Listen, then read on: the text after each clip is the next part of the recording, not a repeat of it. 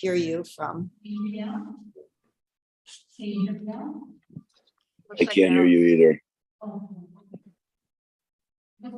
I don't know if they could hear us, Trustee Yeah, Moreno. they can't, maybe they can't hear us. I can hear you. I can hear you too. They sound like a bad Star Wars episode. Trustee Buelna, can you hear us? Can you hear Very Trustee? far. Pardon me? You sound far, but yes, we can hear you. We're Okay. functional. Let me put it that way. Okay. We cannot hear Lupe and Crystal Trustee Hoffman, can you hear me clearly? very clearly. Okay, thank you. Trustee Moreno? Yes, I can hear you. Okay. So Lupe? Okay. Trustee Eno? Present. Trustee Moreno? Here. Trustee Vella? Absent. Trustee Vettis? Here. Student trustee Callahan?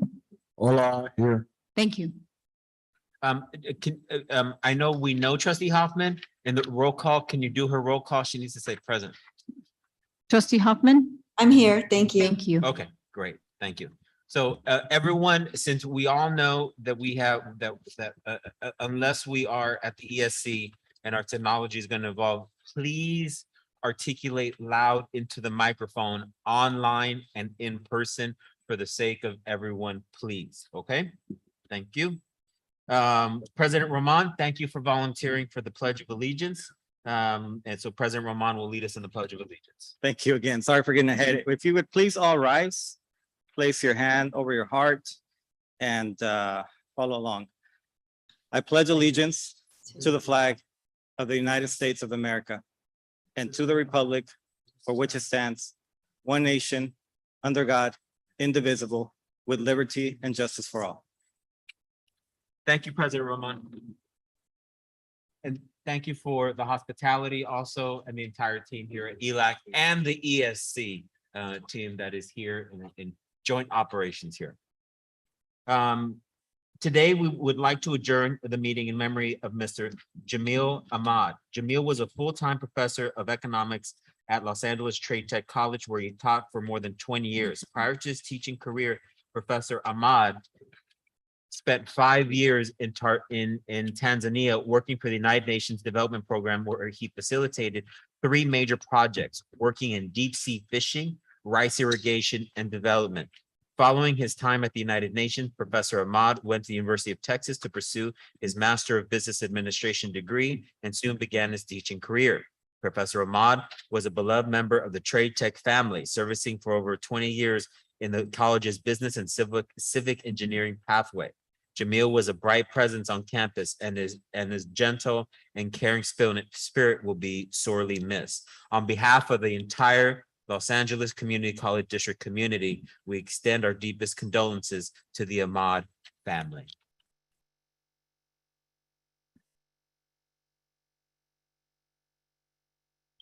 Before we move on to the order of business for today, Chancellor, are there any changes to the agenda? There are no changes, and good afternoon, members of the board. Good afternoon, Chancellor. May I have a motion to approve the agenda and order of business? So moved. Trustee Eno moved. Is there a second? Second, Callahan. Second by Trustee Callahan. Roll call? Student Yes. trustee Callahan's advisory vote. Yes. Trustee Buelna. Yes. Trustee Henderson. Absent. Trustee Hoffman.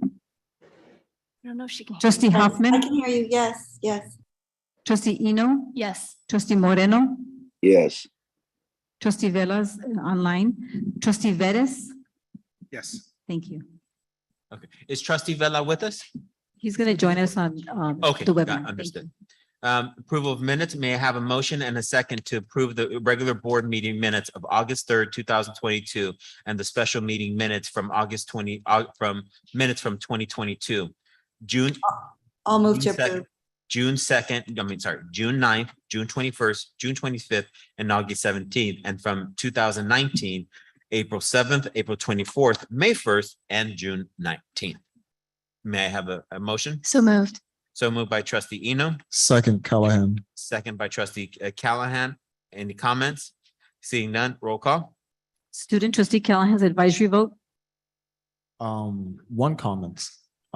These dates are dating back 3 years ago. Why are we, or why did it take so long for these minutes specifically to be approved? Or was there any information on these that was taking extra time waiting for approval? Chancellor? I just, these were special meetings, so these are, the minutes do not have anything material that would hold up the business of the district. It's just a matter of when staff get these done. Your vote? Yeah. Trustee Boulna, Yes. trustee Henderson, absent, trustee Hoffman. Yes. Thank you. Trustee Eno, Yes. trustee Moreno, yes, trustee Vella. He's online. Trustee Vettis, Yes. Thank you. Lupe, I think trustee Vella may need the Zoom link. I sent it to him. We're waiting for him to log in and then we're going to move him to the panelist section. Okay, Thank you. I just saw the text right now. Do any members of the resource table wish to be recognized at this time to make comments before the board? Ms. Hazel Alonso?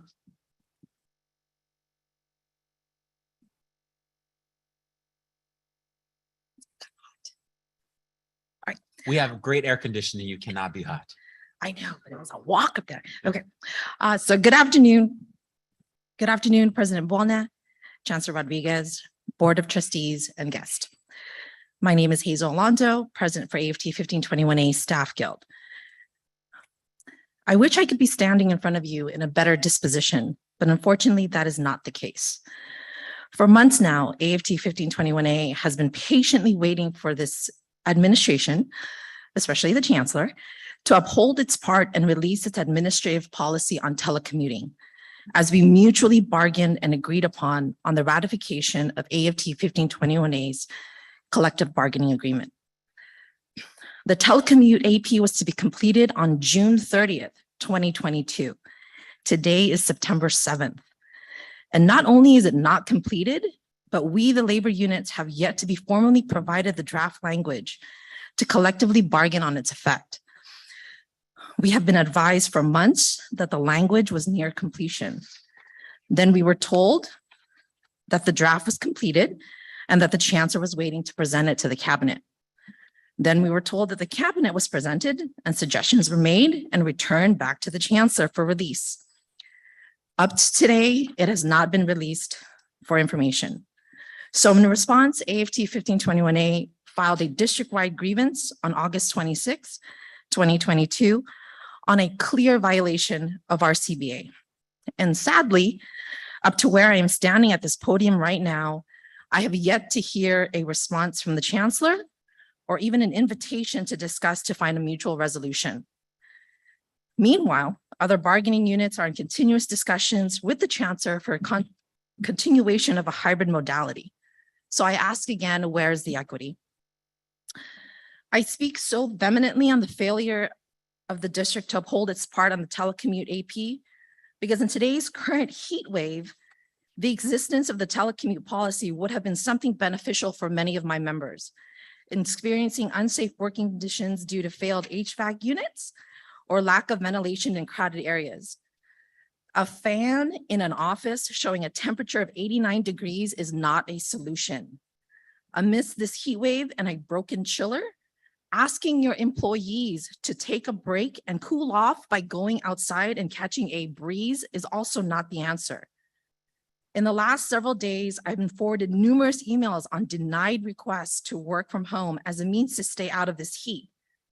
Just last night, I was forwarded an email regarding an AFT 1521A member who works at a campus that has a district-wide known issue with their cooling system, in which their building structures were experiencing rising temperatures. The employee requested to work from home for the next several days until the worksite fixed its AC issue, and indicated that they had been able to do so previously. Let me read verbatim the response from the vice president for that request. There is not much to consider. We are to remain open to be able to provide in-person services to our students. This week is critical since it's a week prior to census. That is shameful. So rather than acknowledge or even offer words of assurance that the heat issue was in the process of being resolved, the administration wants to focus on census numbers. Are we just statistics and mathematical figures that you want to present to show how good of a job that you're doing? Well, I'm here to tell you that we are not. There are circumstances that merit consideration for the betterment of the institution.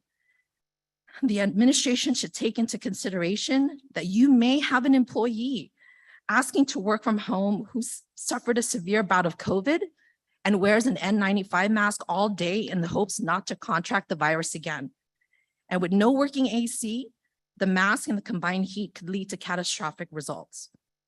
Allowing B shifts to stay home while A shifts are forced to endure the rising temps is mind-boggling. Where is the equality? And at the end of the day, rather than work with your staff to allow them to work from home, they instead have to call in sick from being unable to withstand the unsafe working conditions at work. How is this positive for LACCD's continuity of business? And while we understand the importance of students again in the classroom, what about your staff? The staff who help you get those students in the classrooms. Is there no consideration for their well-being? So in closing, I ask this board and this administration, what is it going to take?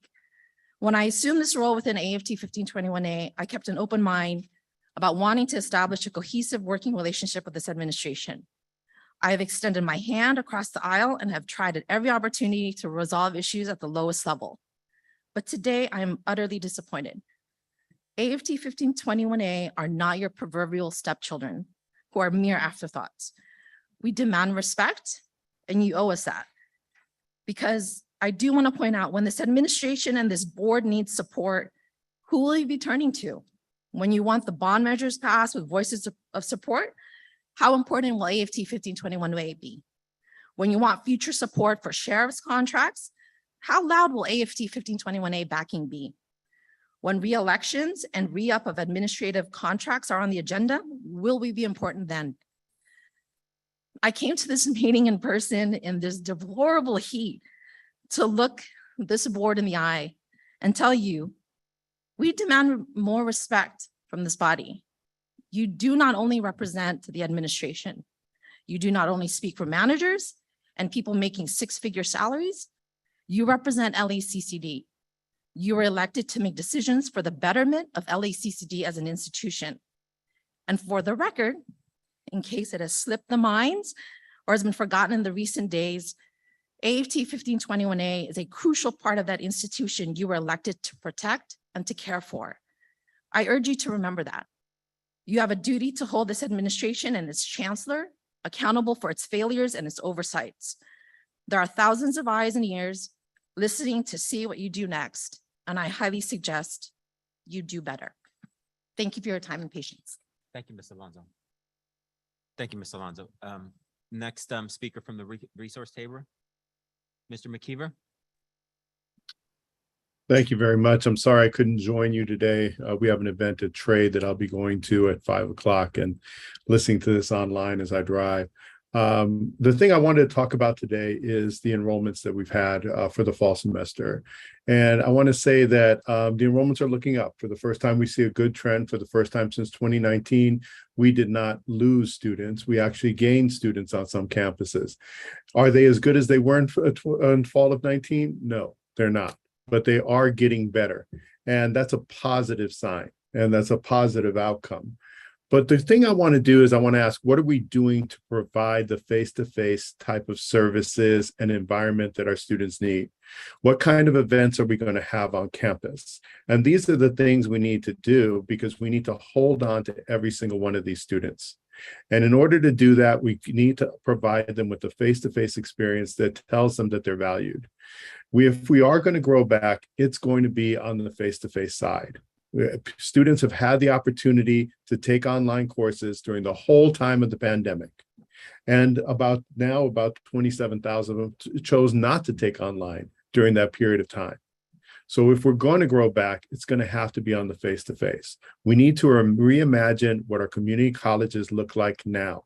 And we need to provide these services now. It's urgent. We need to build back best. It's going to be a slow build, but we can do this if we work together. and we can get our enrollments back up and start providing those services to our students again, as we always have. Thank you very much. Thank you very much. Are there any members from any of the unions? Yes. Okay, Chris, for Local 99. Good afternoon, Board of Trustees and Chancellor. My name is Chris Alexander, representing SEIU Local 99. Today, I want to take this time to thank the board for the acknowledgement of Labor Day, Mexican Independence Day, and Hispanic Heritage Month as a resolution on today's agenda. Some may think of Labor Day as just another holiday where you get to enjoy a 3-day weekend, be with your family, barbecue, or party all weekend long. I'm not saying that you shouldn't have fun or enjoy your weekend. However, what I'm saying is that we don't want to forget the true meaning of celebrating Labor Day. Labor Day has a more significant meaning than just having a day off. Labor Day is a day of remembrance for all our brothers and sisters who I like to call heroes who fought and died, so we as workers today can have better work conditions, equality, protection, and fair pay. Labor Day is a day of reflection. Just look at how much we've achieved and accomplished over the years. If it wasn't for our brothers and sisters in organized labor unions taking a stand against some of the most horrific and deplorable working conditions, we would still be facing some of the harshest working conditions today that our grandparents, great-grandparents had to endure on the job.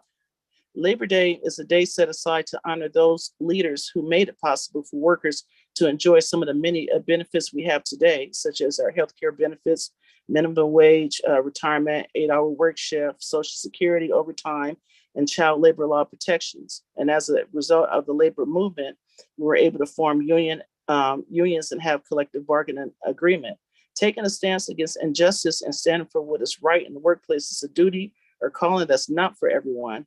It takes a very special someone and leader who's empathetic, courageous, passionate, and willing to lead a group and be on the front line to take a stance against injustice in the workplace.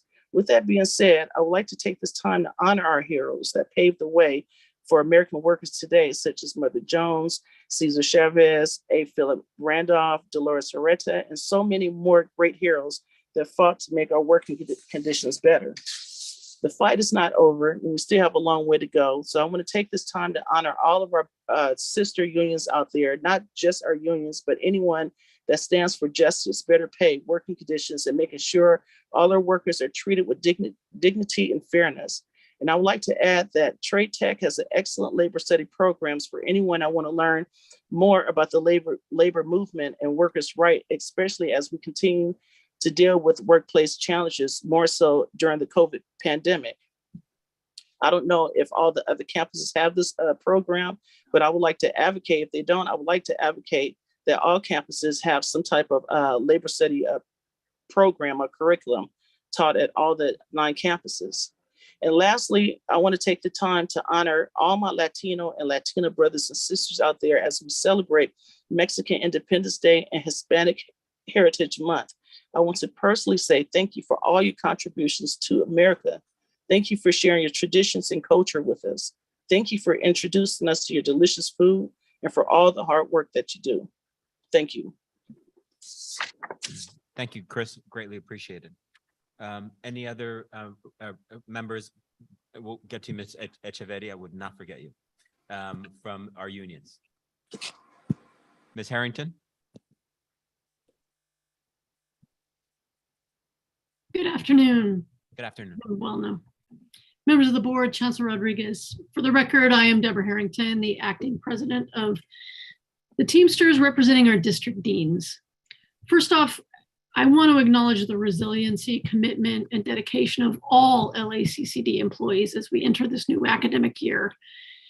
It is a testimony to our community of college professionals that we have navigated unprecedented times and have done so with an ongoing, and I believe, even greater commitment to diversity, equity, and inclusion. Our members are currently in the process of selecting 1 rep per campus to serve on our CBA negotiations team. We will then be taking our next steps to prepare our proposals for Articles to Sunshine and look forward to meeting with management to revise our next Teamsters CBA before the current one expires in June. Our exec board met last week, and one of the main items discussed was the revival of our Dean's Academy.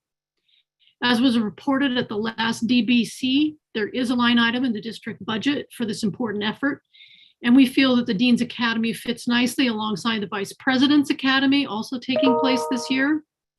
We will hopefully get a chance at our next consultation to discuss with senior administration the next steps for putting this year's academy in place. I will conclude my remarks much as I did last time by stressing how much our members additionally look forward to reviewing the forthcoming telecommuting procedures and participating in effects bargaining. Thank you. Thank you very much, Ms. Harrington. Anyone else from our represented staff? Oh, Ms. Echeverri. Good afternoon, everyone. Thank you, President Buelna, Board of Trustees, Chancellor Rodriguez. I'm Angela Echeverri, President of the District Academic Senate. I'm baking in the heat. My air conditioning is not working, so I'm just melting. But I want to welcome everybody back to a new academic year. We're very excited to be teaching in person. A lot of us are teaching in person, and so we're very excited to see and meet students after so many years in the flesh. As we slowly return to our post-COVID reality, I do want to draw your attention to a recent study by the National Center for Education Statistics. And this study, some of you may have seen it, shed some light on the impact of the pandemic on learning loss among K through 12 students. And we've been talking a lot about learning loss, but we really don't have a clear handle on how that has impacted our students. But these results indicate that reading and math scores fell to unprecedented levels between 2020 and 2022. And it's really no surprise that these declines were most pronounced for the most vulnerable students. So one of the things that I think it's important to note is that these are some of the largest declines that have been observed in a single assessment cycle. And while I'm very excited to see that our enrollment appears to have stabilized, and we are actually up a little bit compared to last year, we're still about 22% below what our 2019 figures are. And I can't help but wonder, as AB 1705 awaits the governor's signature, what this piece of legislation is going to do to those students who have been left behind during the pandemic. And it's really, hard for me to figure out how we're going to be able to serve these students who may benefit from pre-transfer level courses at a time of enormous learning loss. So I really hope that as we move forward, and to echo what my colleague James McKeever said earlier, we really have to rethink how we're going to serve our students under these new restrictions, which I think unfortunately are really going to hurt the most vulnerable of our students. So I hope that we can move forward and push back against some of these perhaps well-intended, but I think misguided legislative intrusions into the curriculum that we offer to serve our students. So thank you very much, and I look forward to working with all of you. Thank you, Mr. Echeverri. And anyone else from the resource table? All right, seeing none.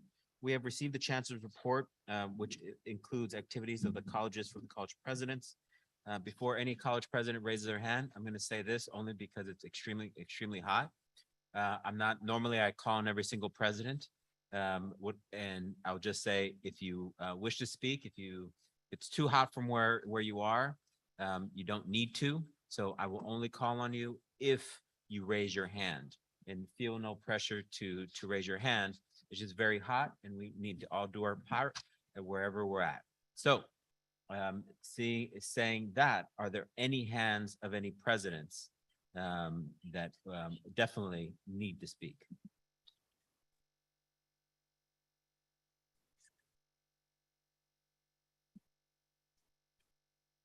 Not seeing any hands. Oh, President Gallagher. Good afternoon, President Welda and Board of Trustees and Chancellor.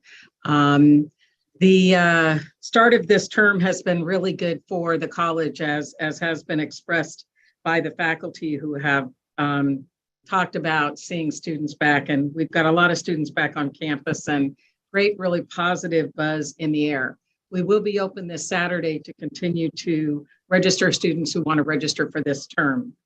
We've got a strategy going forward that after our exclusion rosters are submitted, we're going to be doing a reach out with a personal touch to contact all of the students who have dropped classes, to connect with them to see if there's anything that we can help them with, and to see if they're interested in taking any 12-week classes or 8-week classes that we have available.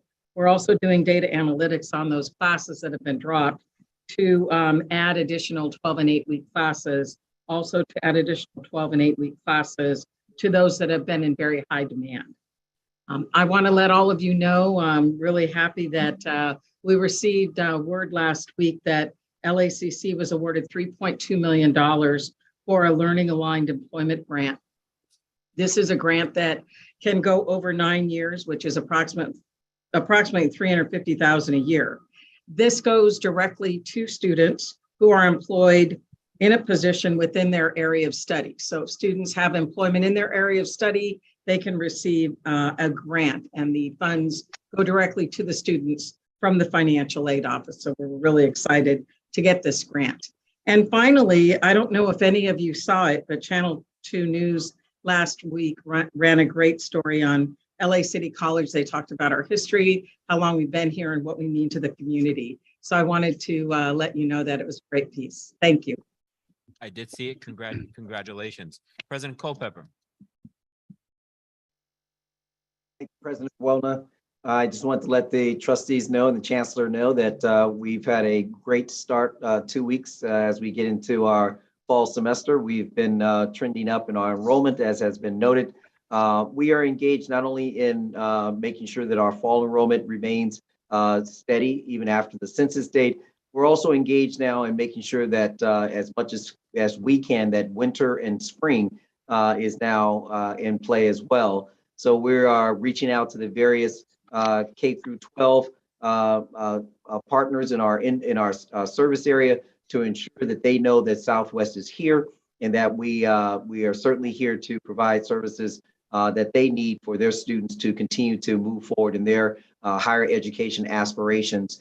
So we look forward to the fall semester ending strong in terms of our enrollment, and we're certainly making sure that our strategic plan is going forward to keep that enrollment up until the end of the academic year. Thank you. Thank you very much. I also want to acknowledge the presence of Trustee Henderson. So we are now a complete board. President Limbaugh. Well, good afternoon, everyone. First, I'd like to recognize a brand new member of my executive staff, Dr. Brian Stokes. He is our new Vice President for Administrative Services and comes to us with many years of experience in various capacities at Miami-Dade College. So we're very glad to have him here after making the cross-country move all the way from Florida to here. In terms of other events, we wanted you to know that we have started our first Spanish language GED program. We have 80 students enrolled and 20 on the wait list. We just graduated our first cohort in our integrated education training program, with 26 students completing the first administrative assistant program for English language learners. We're also partnering with LACO's Head Start program to fill a critical shortage of preschool teachers, and our cohort this fall has 30 students enrolled in it. We're also glad to announce that due to our marketing efforts, our growth in 12 units is that each student is taking at least 12 units or more is up 4.5% from the previous fall. And our Black student enrollment is up almost 6% from last fall. And our Black Student Union is open and running and fully staffed. And finally, West was invited to apply for a new Aspen Institute program called Unlocking Opportunity, which is a 6-year program in which we do an analysis of how we manage our student outcomes, how we get students into jobs. And so we're looking forward to being competitive in that respect. And hopefully we'll be able to report to you at the November board meeting that we were in fact one of the 10 institutions nationally invited to participate. Thank you. Thank you very much. President Luis Dorado. Thank you, Trustee Buena.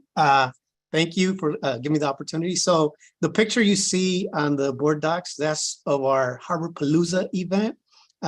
We had over 550 students attend the in-person event. They wiped out that In-N-Out truck. Next year, we'll be getting a second one. So we'll have 2 In-N-Out trucks. The day started with our transfer con. We had over 200 students attending our transfer con that morning. So we kicked off the year in an excellent activities. This Saturday, we have the LAUSD South College Fair. Over 70 colleges and universities will be at Harbor College. But guess what? Every single student is going to come to Harbor College and see our campus. So from the LAUSD South. And then we also are going to be celebrating 20 years of our partnership with our middle high school, 20 years of partnership with them. So thank you for the opportunity to present to the board. Thank you very much. President Gribbins. Thank you, President Buena. I just want to echo Dr. McKeever's comments. It is really nice to see the enrollment recovery. For Valley, that means being up 8% year over year. And I also want to recognize that it is the result of hard work from faculty, staff, and deans. We're deeply appreciative of everyone and their hard work. It's also, I think, really important to acknowledge our maintenance and operations staff, especially our HVAC techs right now. Really, really heroes doing amazing work day, night, and weekends, and we're deeply appreciative of them. A couple of weeks ago, I had the pleasure of presenting to the Burbank Unified Board of Trustees, and I just want to thank the Maria Vilos and everyone for their work in setting that up. Also, I want to acknowledge the work that President Ornelas and I are doing with LD&E. It's a real treat to have the close relationship with the option schools in LD Local District Northeast and working with all the college counselors. Really some great work happening there. Lastly, 2 events coming up. I just want to highlight tonight at 6 p.m. we have our art gallery opening, and on Saturday night at 4:30 we have our athletic Hall of Fame barbecue, and then a football game against College of the Desert. So hopefully you can make it. Thank you. So you have a football game against College of the Deserts? Yeah, right after the Hall of Fame barbecue at 4:30. Okay, we may not go just for the barbecue, but we wish you well in beating them. Thank you. But the barbecue is in the center. President Ornelas.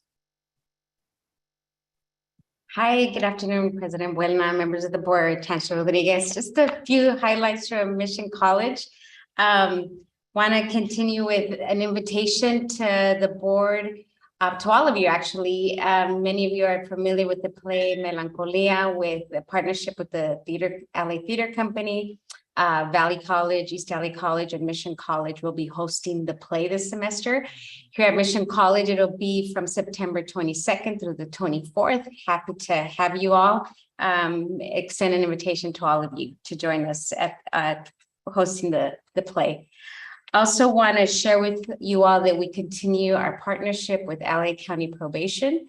We have several courses this semester where we've got both online and in person in the facilities, our local facilities here in the camps. While we're only in the second week of the semester, we're already gearing up, as you're hearing many of my colleagues speak to this, we're gearing up for our second session. We're calling it our just-in-time enrollment campaign, where we have a robust second session, several hundred courses that are scheduled to start, either 5-week, 8-week, or 10-week courses that we're gearing up for. And then finally, I want to share with you all that in terms of responding to basic needs, mental health, we have branded our basic needs as our Eagles Essentials. And we are hosting a fair tomorrow in partnership with several wellness and mental health community organizations in person. So the students are aware of wellness resources both on campus and in the community. So thank you for your time. Thank you very much. And Interim President Burke, before you give a report, I just want to say welcome back. We love seeing you at LA Trade Tech, and we've missed you in the last few years. So the floor is yours. Thank you, President Buelna, trustees, and Chancellor Rodriguez. So I just want to go over a few of the events that took place during the month of August. Under the steady leadership of Bob Miller. We thank him for his work. There was a fall enrollment open house with giveaways, music, and lively campus tours. We saw 971 students that day. And this year is seeing more students arriving with the intention of enrolling in the fall. So following that event on August 13th, we did roll in to enroll events on August 18th and August 24th. And we assisted 525 students that day with enrollment. During the first week of the fall semester, both the Advanced Transportation and Manufacturing and Culinary Arts pathways welcomed over 500 students during their orientations. And Construction, Maintenance, and Utilities pathway hosted over 600 students. Just this morning, we did an orientation for those day students who were here, first year students in construction, maintenance, and utilities, and welcomed them. It was fantastic to see the cafeteria filled with students who want to take classes in person, and we welcome them all back, and student services as well as working extra hard to make sure that we provide all the services we need to support the students in the classroom. So thank you. Thank you. President Burke, I have an important question. Is the culinary program still open to the public for breakfast or lunch there? Yes, it is open. And from what times? It's open from, I think, 7:30 in the morning until 4:30. And just for the public, there's some good deals for the public, right? Is there anything that might be helpful in terms of sharing so the public goes and looks at our culinary program? It's a pop quiz. If you don't, it's not fair if you don't know it right now, but I thought it might be helpful to the public. Well, full breakfast and lunch, they'll make you omelets with regular eggs or just with egg whites. You can have them your way. You can have vegetarian, you can have them with meat, whatever you prefer, and lots of fancy coffees and at a bargain compared to your local Starbucks. All right. I know where I'm enrolling in October. Just as long as we have real chorizo. No soy chorizo. Are there, seeing no additional comments? Excuse me, President Buelna? Yes. Mayor? Oh, about the lunch thing or? Well, I really want to talk about the lunch thing, but I wanted to give a quick report on ELAC. I apologize. We're on your campus. I was looking down into the screen. It's okay, sir. Well, thank you again, and happy to host a third time. We're pleased you're here. Real quick, I wanted to, first of all, provide an announcement. We have hired our interim vice president of instruction, who's here with us today, Mercy Yanes. Welcome, Mercy. Mercy's no stranger to the district. She has been at Harvard for many years as a dean over there, so we're happy to have her on board. You know, it was nice last week to see the students back on campus. They truly are the life of the campuses, and although it's been really hot, it's been exciting to see our students coming back in person slowly. I also want to thank our plants facility employees who have continued to keep operations going despite the heat. We are asking for intermittent breaks as well as keeping them hydrated, but I want to thank them and give them a shout out because they're out there. Yes, providing this critical support to our college. We are going to launch, and we have began already to do a strong fall 2 campaign for short-term classes. We're putting a significant number of classes that are 8, 6 weeks, and 5 weeks. This will help again to continue to get more access to students in a variety of different classes that are slated to fill pretty well. That's going to help towards our efforts. I do want to mention that we had about a 6% increase in about 7 to 8 days. We've been pushing very hard in the fall. We anticipate surpassing the last year's numbers and again, continuing to push towards the 2020 numbers. The winter schedule will look similar to that, and we also anticipate putting additional courses into the spring semester. So we have a robust campaign. We're happy to be back at the Consulado Mexicano. We have open classes again there in person in Spanish. We're also continuing with our robust outreach to get into the middle schools, 7th and 8th grade, to push on the basic premise of college starts now. Take classes, there's entry-level classes, start thinking about college in the 6th, 7th, and 8th grade, going into high school with the obviously dual enrollment program and into ELAC. So that's a pipeline we're continuing to push. We will have a lot of our principals here from LAUSD, September 16th, continuing that partnership to grow our dual enrollment program. And our other target, again, continues to be our first year students. We've seen an increase in the number of first year students coming back. That means students are graduating from high school and now coming back to our community colleges. So that was a very interesting point. We're pushing hard on that. So other than that, thank you, welcome. And it's an honor to host you again. Thank you so much. Thank you. President Ramon, aren't there like 2 academies that are fully occurring that's going to lead to help with enrollment there?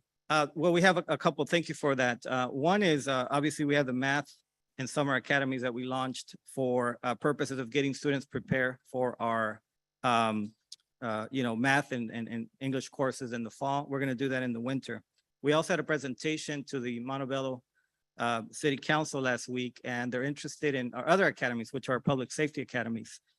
We will be working with them, hopefully to transition other police and fire to be part of our public safety academies. Those are also growing for ELAC. So it was great to connect with our partners in Montebello City. And finally, just to say overall, we've had additional contracts with the sheriffs for the Sheriff's Academy that we have that's also slated to increase. Anticipate about 200 to 300 additional FTS coming from those academies this year as well. So again, looking at the upward trajectory, and we're looking at positive numbers. This is a gradual recovery, but we're seeing a lot of great numbers into fall of 22, going into spring of 23. Thank you very much, and thank you for hosting us as well. Thank you so much. Okay. President Buona? Yes, who's?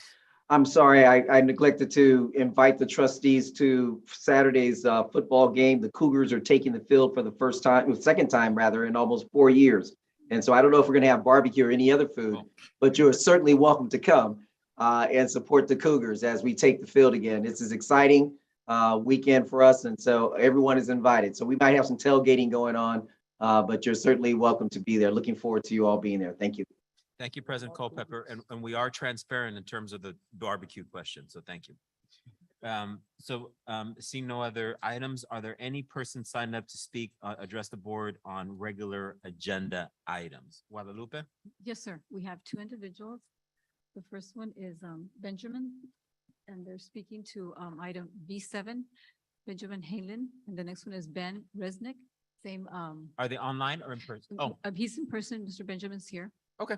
And the other one's online. Okay, so sir, you have 3 minutes. If you could identify yourself in the item, and then Guadalupe will keep.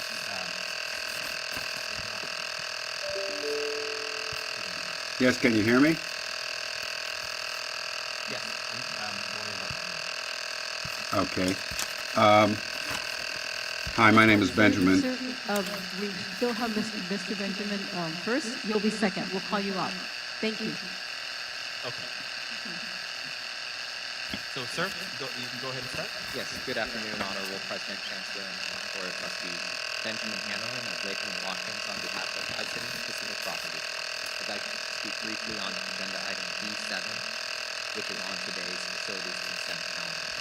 We respectfully ask that the board adopt the unanimous recommendations of the Facilities Master Planning and Oversight Committee and deny Hackman Capital Partners appeal. Hackman's appeal is without merit. Hackman's appeal alleges deviations and irregularities of the RFP process in Hudson's proposal. This is simply wrong. Per the committee's unanimous recommendation, Hudson's RFP was fairly selected through the district's open and transparent process. Including today's hearing, Hackman has had 4 opportunities to present its case to the district. All of this process, which has also included written responses by the district to Hackman's claims of irregularities, has been more than ample. Hackman finished 4th in the district's scoring. Hudson's proposal is entirely consistent with the district's guidelines. The proposal is primarily office and Hudson submitted a single proposal for the district's consideration. We respectfully ask that the board adopt the committee's recommendation to deny Hackman's appeal and confirm the award of the ENA to Hudson. Thank you very much for your time this afternoon. Thank you very much. Next speaker is Mr. Resnick. Hello, can you hear me? Yes, we can, sir. Thank you. My name is Benjamin Resnick, honorable members of the Board of Trustees. And I do represent Hackman Capital, but let me make it clear that our concern is about the process, not whether or not we should have won or directly. Our concern has been raised, but also difficult to implement because the district refuses to share any relevant documents that would be meaningful to evaluate the claims we've made having to do with scoring. But here's the problem, and this is something, you do what you need to do, but the project that you're proceeding with is a studio project, let's face it. Yet the RFP, I'm going to quote, but the RFP said, quote, the project must be primarily an office development project. Well, Low Development submitted a 100% office project. Hackman submitted a 96% office project. Lincoln Properties submitted a 98% office project. But Hudson submitted a 45% office project because the rest of their project are studios, sound stages, and production facilities. And yes, they'll tell you the production facilities are really offices, they're creative offices, but they're not. They're production facilities that are there to support the sound stages. Now, if you want to have a sound stage, so here's the difficulty. So other three legitimate major developers thought this was an office project, and that's what they bid. The project your staff selected is not. It is a mixed use, but primarily studios. So the other developers, did they not understand it? Did they not get it? Why is it that you pick that one? And the reason that's relevant is the financials are different. Hudson was ranked #1 in only one category. They failed the others, and that was in financial terms. Well, they had an advantage over the other three bidders because the other three bidders were bidding an office standard project. They bid a different project. So the question is, do you owe it to the students, to the district, to the public, that when you're looking at now a studio-based project, you only got one. You have nothing to compare it to. How do you know you got the best studio project? What we were asking for is we were saying, if that's what you want to do and you shift, then by all means, at least make that offer available to the other bidders and see how their financials stack up with that. That's really sort of the crux of what has been going on here. And it's amazing to me that you would have the project you're proceeding with that is directly in contravention of what the RFP asked for. So look, there are many other issues we've raised in our appeal. The bottom line is that our appeal trying to highlight for you some of the problems you've had with this process, not the least of which is that you're supposed to do a scoring or look Mr. at Resnick? scoring, but that's Mr. been Resnick? denied. Oh, sure. Your time's up. Thank you, sir. Thank you, Mr. Resnick. Any other speakers on agenda items? No, sir. Those are the only ones we received. Okay, thank you. Any speakers on matters not? That's it. Okay.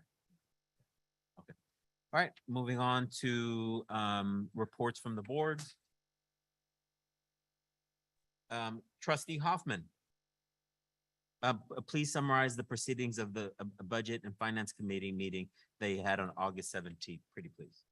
Thank you, President Buelna. We had one action item, and that was the tentative budget, which was presented to the members of the Budget and Finance Committee. And we approved the tentative budget, and we will have a hearing on that final budget later in the agenda. Thank you. It was a very short meeting. Thank you. Trustee Vice President Vela, please summarize the proceedings of the Legislative Public Affairs Committee that you chaired on August 17th. Thank you, President Buelna. Our committee went ahead and discussed AB 1919, which is the Holden Youth Transit Pass Pilot Program as amended.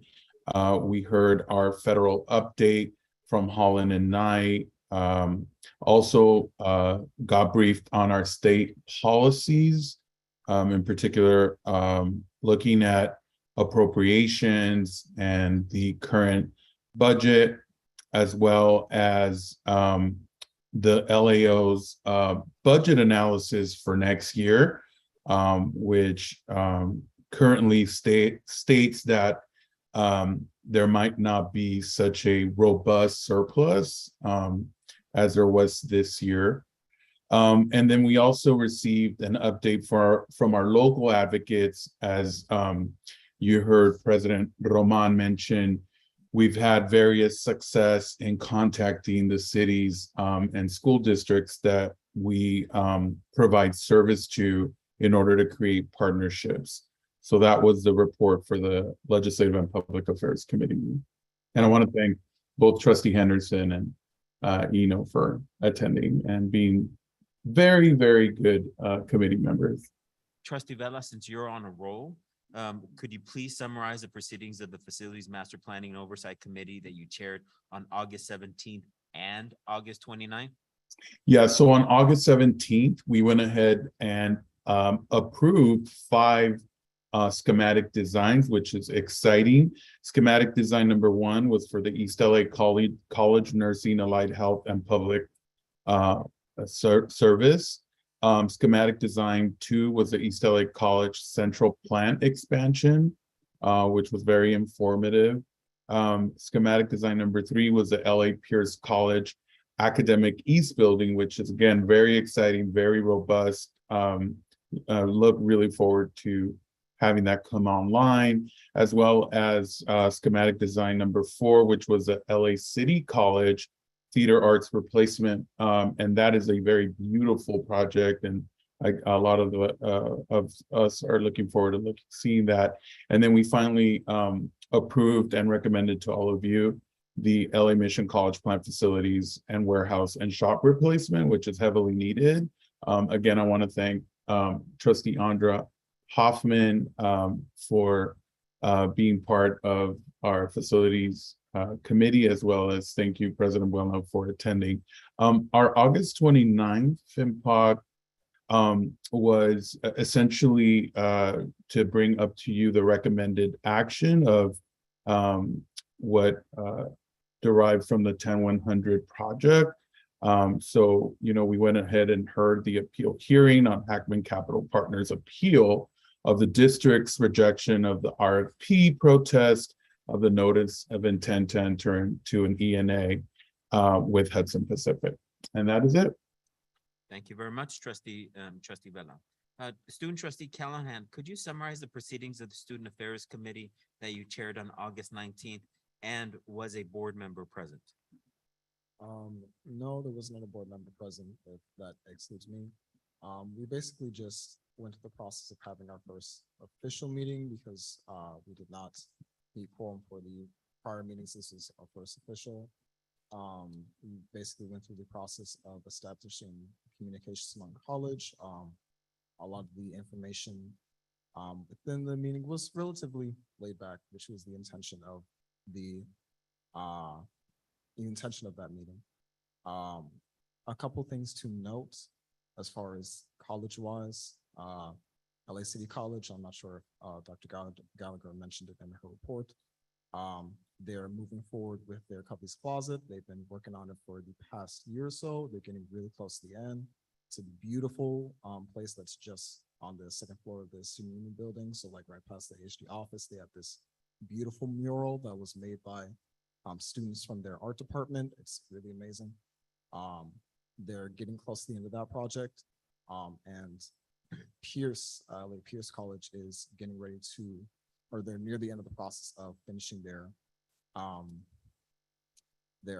cultural diversity department. So that's something that's on the way.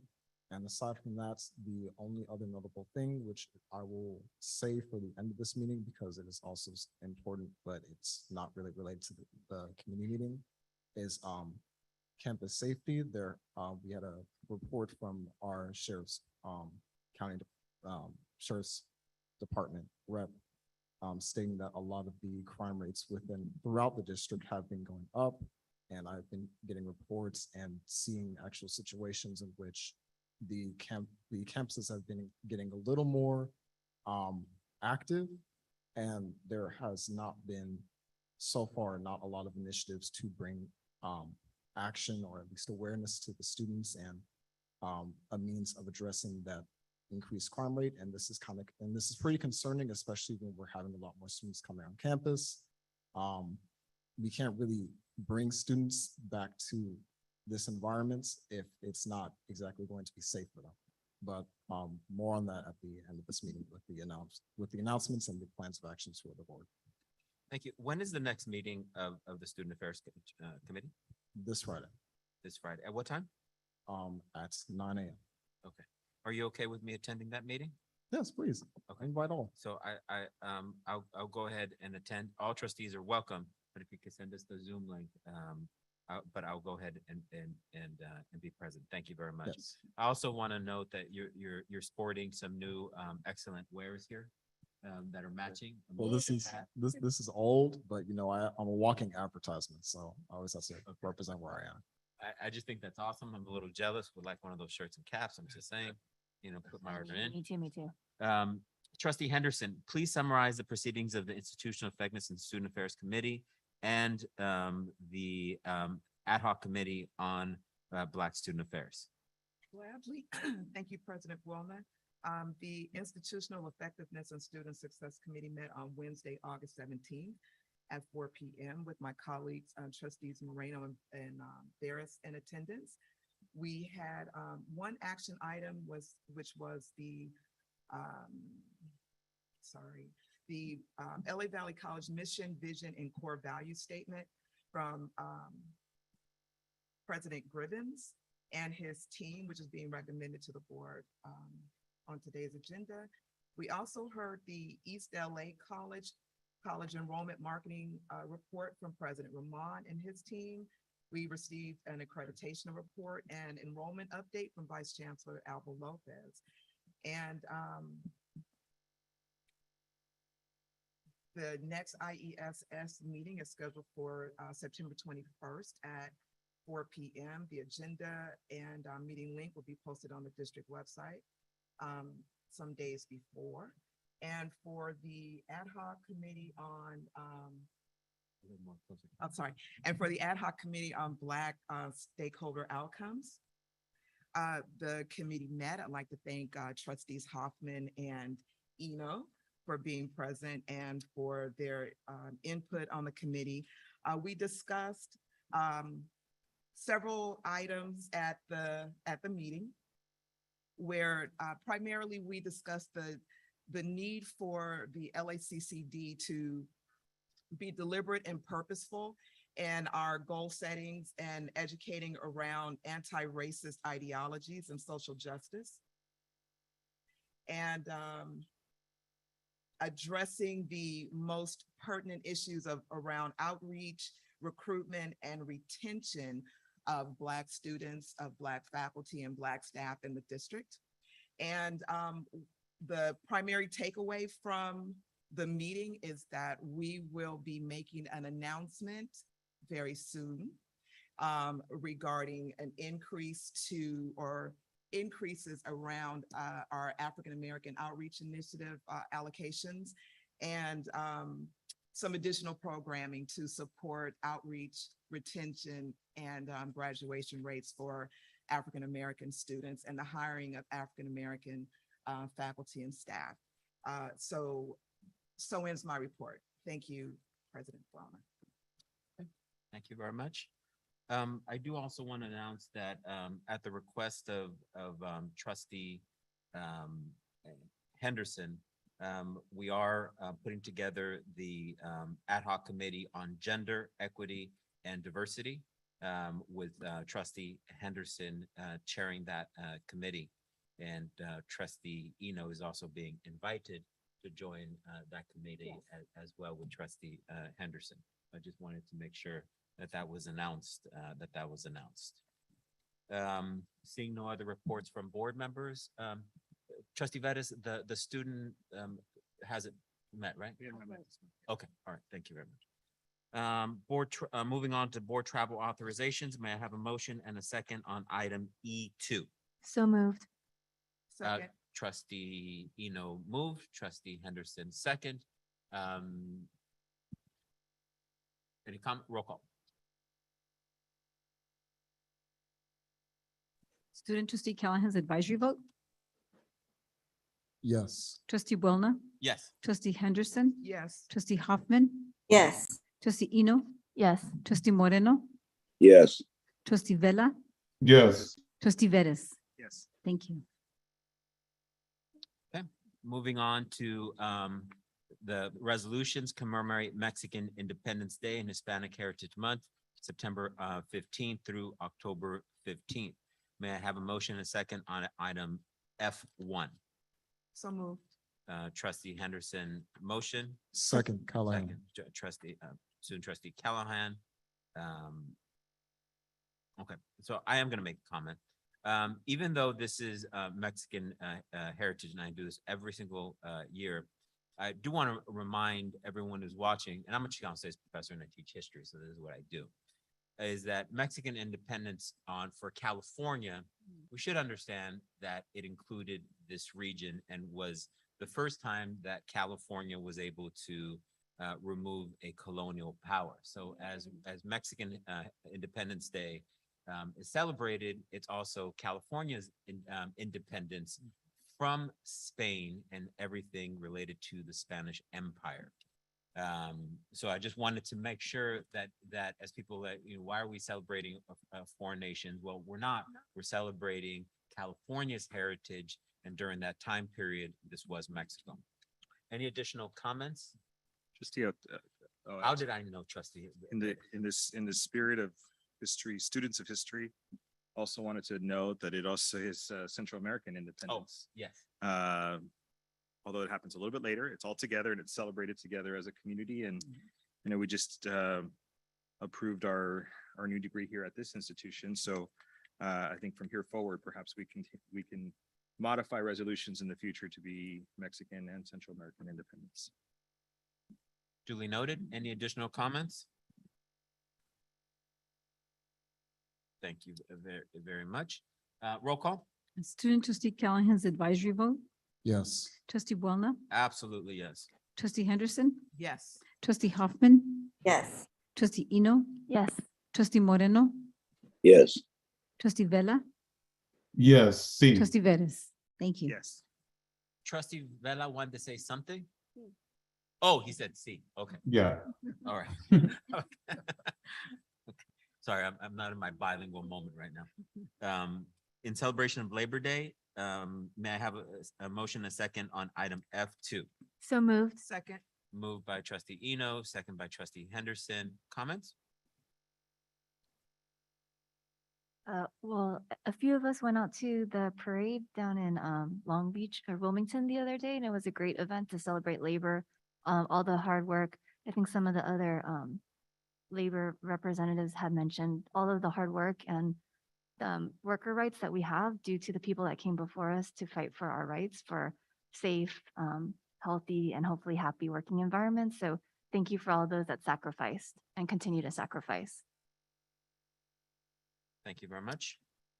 Any other comments? I guess I'll just comment. I guess, Labor Day is very important, and, this entire country was built off of labor. And even though we do have, I guess, different views on how labor is viewed and acknowledged and appreciated, all labor that is, makes the society function is important. So to those who have, to those working as janitors, to those working as CEOs of districts, you're all appreciated. All your work created where we are now, you're all appreciated. And even though maybe not all the time it's reflected in how you are compensated or seen as far as rights, we all need you, and you are all respected for, at least in my eyes, the work that you do to bring us this, bring us the space. We wouldn't be sitting in this building without people. So, thank you. Thank you very much. Any other comments? Seeing none, roll call? Student trustee Callahan's advisory vote, Yes. trustee Boulna, Yes. trustee Henderson, Yes. trustee Hoffman, Yes. trustee Eno, Yes. trustee Moreno, Yes. trustee Vella, Yes. trustee Vettis. Yes. Next item, AB 361, resolution to hold via conference the board's committee meeting scheduled for September 21st, 2022, regular meeting scheduled for October 12th. We should call it Indigenous Day, October 12th, not Columbus Day, Oh, yeah. and any special or emergency meetings that may be scheduled. So moved. Trustee Eno moves. Second. Second by trustee Callahan. Any comments? Now, trustee Hoffman, this is where you'll always come in and ask a question. I have no questions. Okay, all right. Roll call? Student trustee Callahan's advisory vote, Yes. trustee Boulna, Yes. trustee Henderson, Yes. trustee Hoffman, Yes. trustee Eno, Yes. trustee Moreno, Yes. trustee Vella, Yes. trustee Vettis. Yes. Thank you. We will now turn to Chancellor Rodriguez for his report. Chancellor? Said, thank you, Dr. Wellman, members of the board, colleagues throughout the district and those watching in. A relatively short report today, but I'm going to have a co-presenter in just a few minutes, and I'll introduce that. But first, I wanted to start off by thanking again Dr. Roman and the ELAC family for hosting us, as you mentioned, for the third time. While we improve in technology at our boardroom at the district office there, so it's been wonderful. We've been incredibly comfortable, so the board is able to conduct its affairs without any interruption, so thank you for that. On October the 12th, I wanted to mention that we will not be meeting on the first Wednesday of the month as we normally do. We are observing a Jewish holiday the week before, if you will, of the first week of October, so we have moved the regular board meeting to October the 12th, so please note that on your calendar. And moving on to the report for this month, I wanted to highlight just a few things that we'll talk about today. One is later this meeting, we'll have a formal public hearing on the 22-23 budget that's been adopted by the state of California and then now further embedded within LACCD's finance plan for the year. So we will hold a hearing on that and Vice Chancellor Gordon and her team will walk us through that. I'll make a note or two about the Measure LA, which is the November 8th facilities bond on the ballot. Describe what is the current status of our remote work or telecommuting policy and the procedure.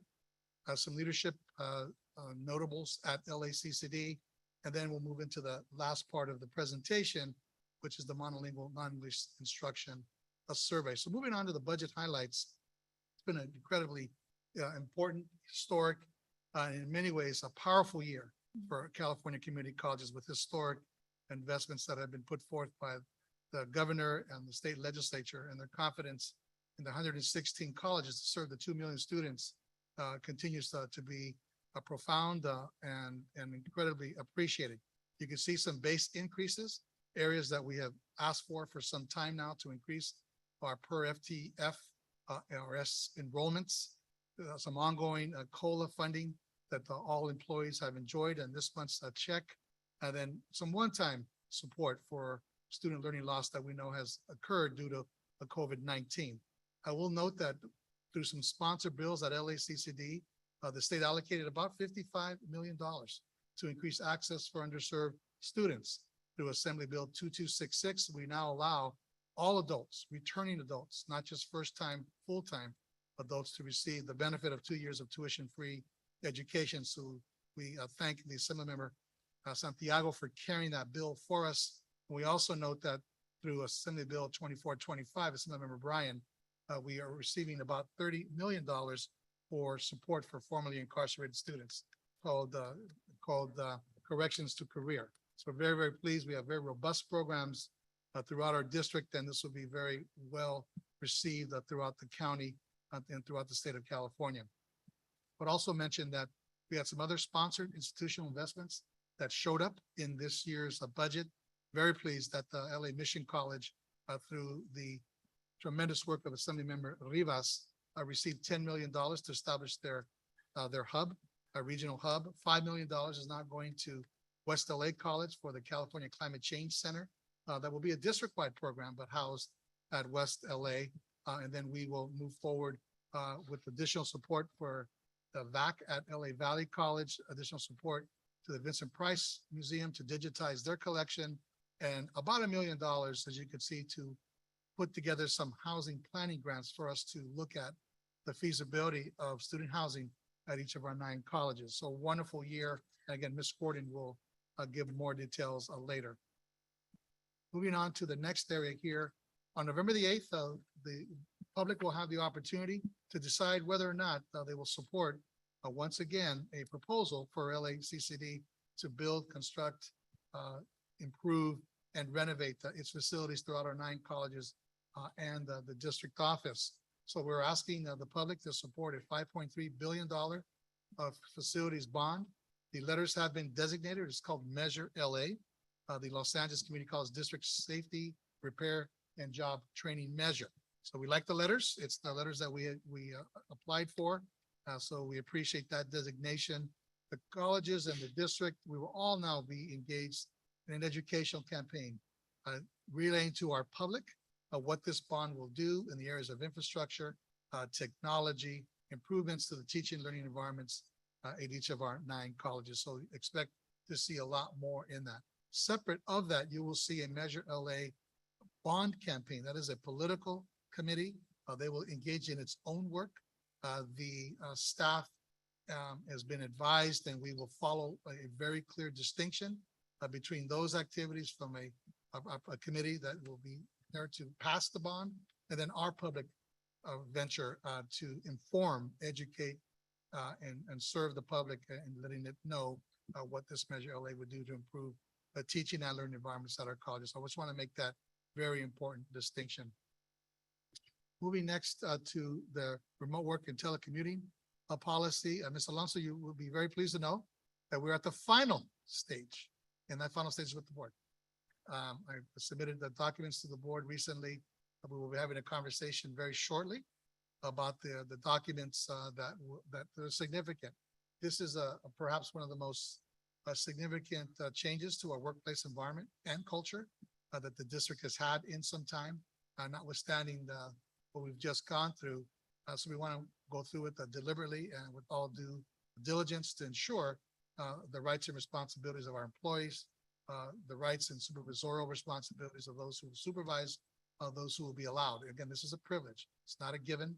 It will be something that will be on a case-by-case basis, and ultimately the president or the division lead will decide whether this is approved or not. And then we will engage with our 6 collective bargaining groups or effects bargaining to ensure that this can be implemented in a way that is appropriate. So that's where we're at. We do have the policy that was put into place, and now we are working on the administrative procedures. So stay tuned for that.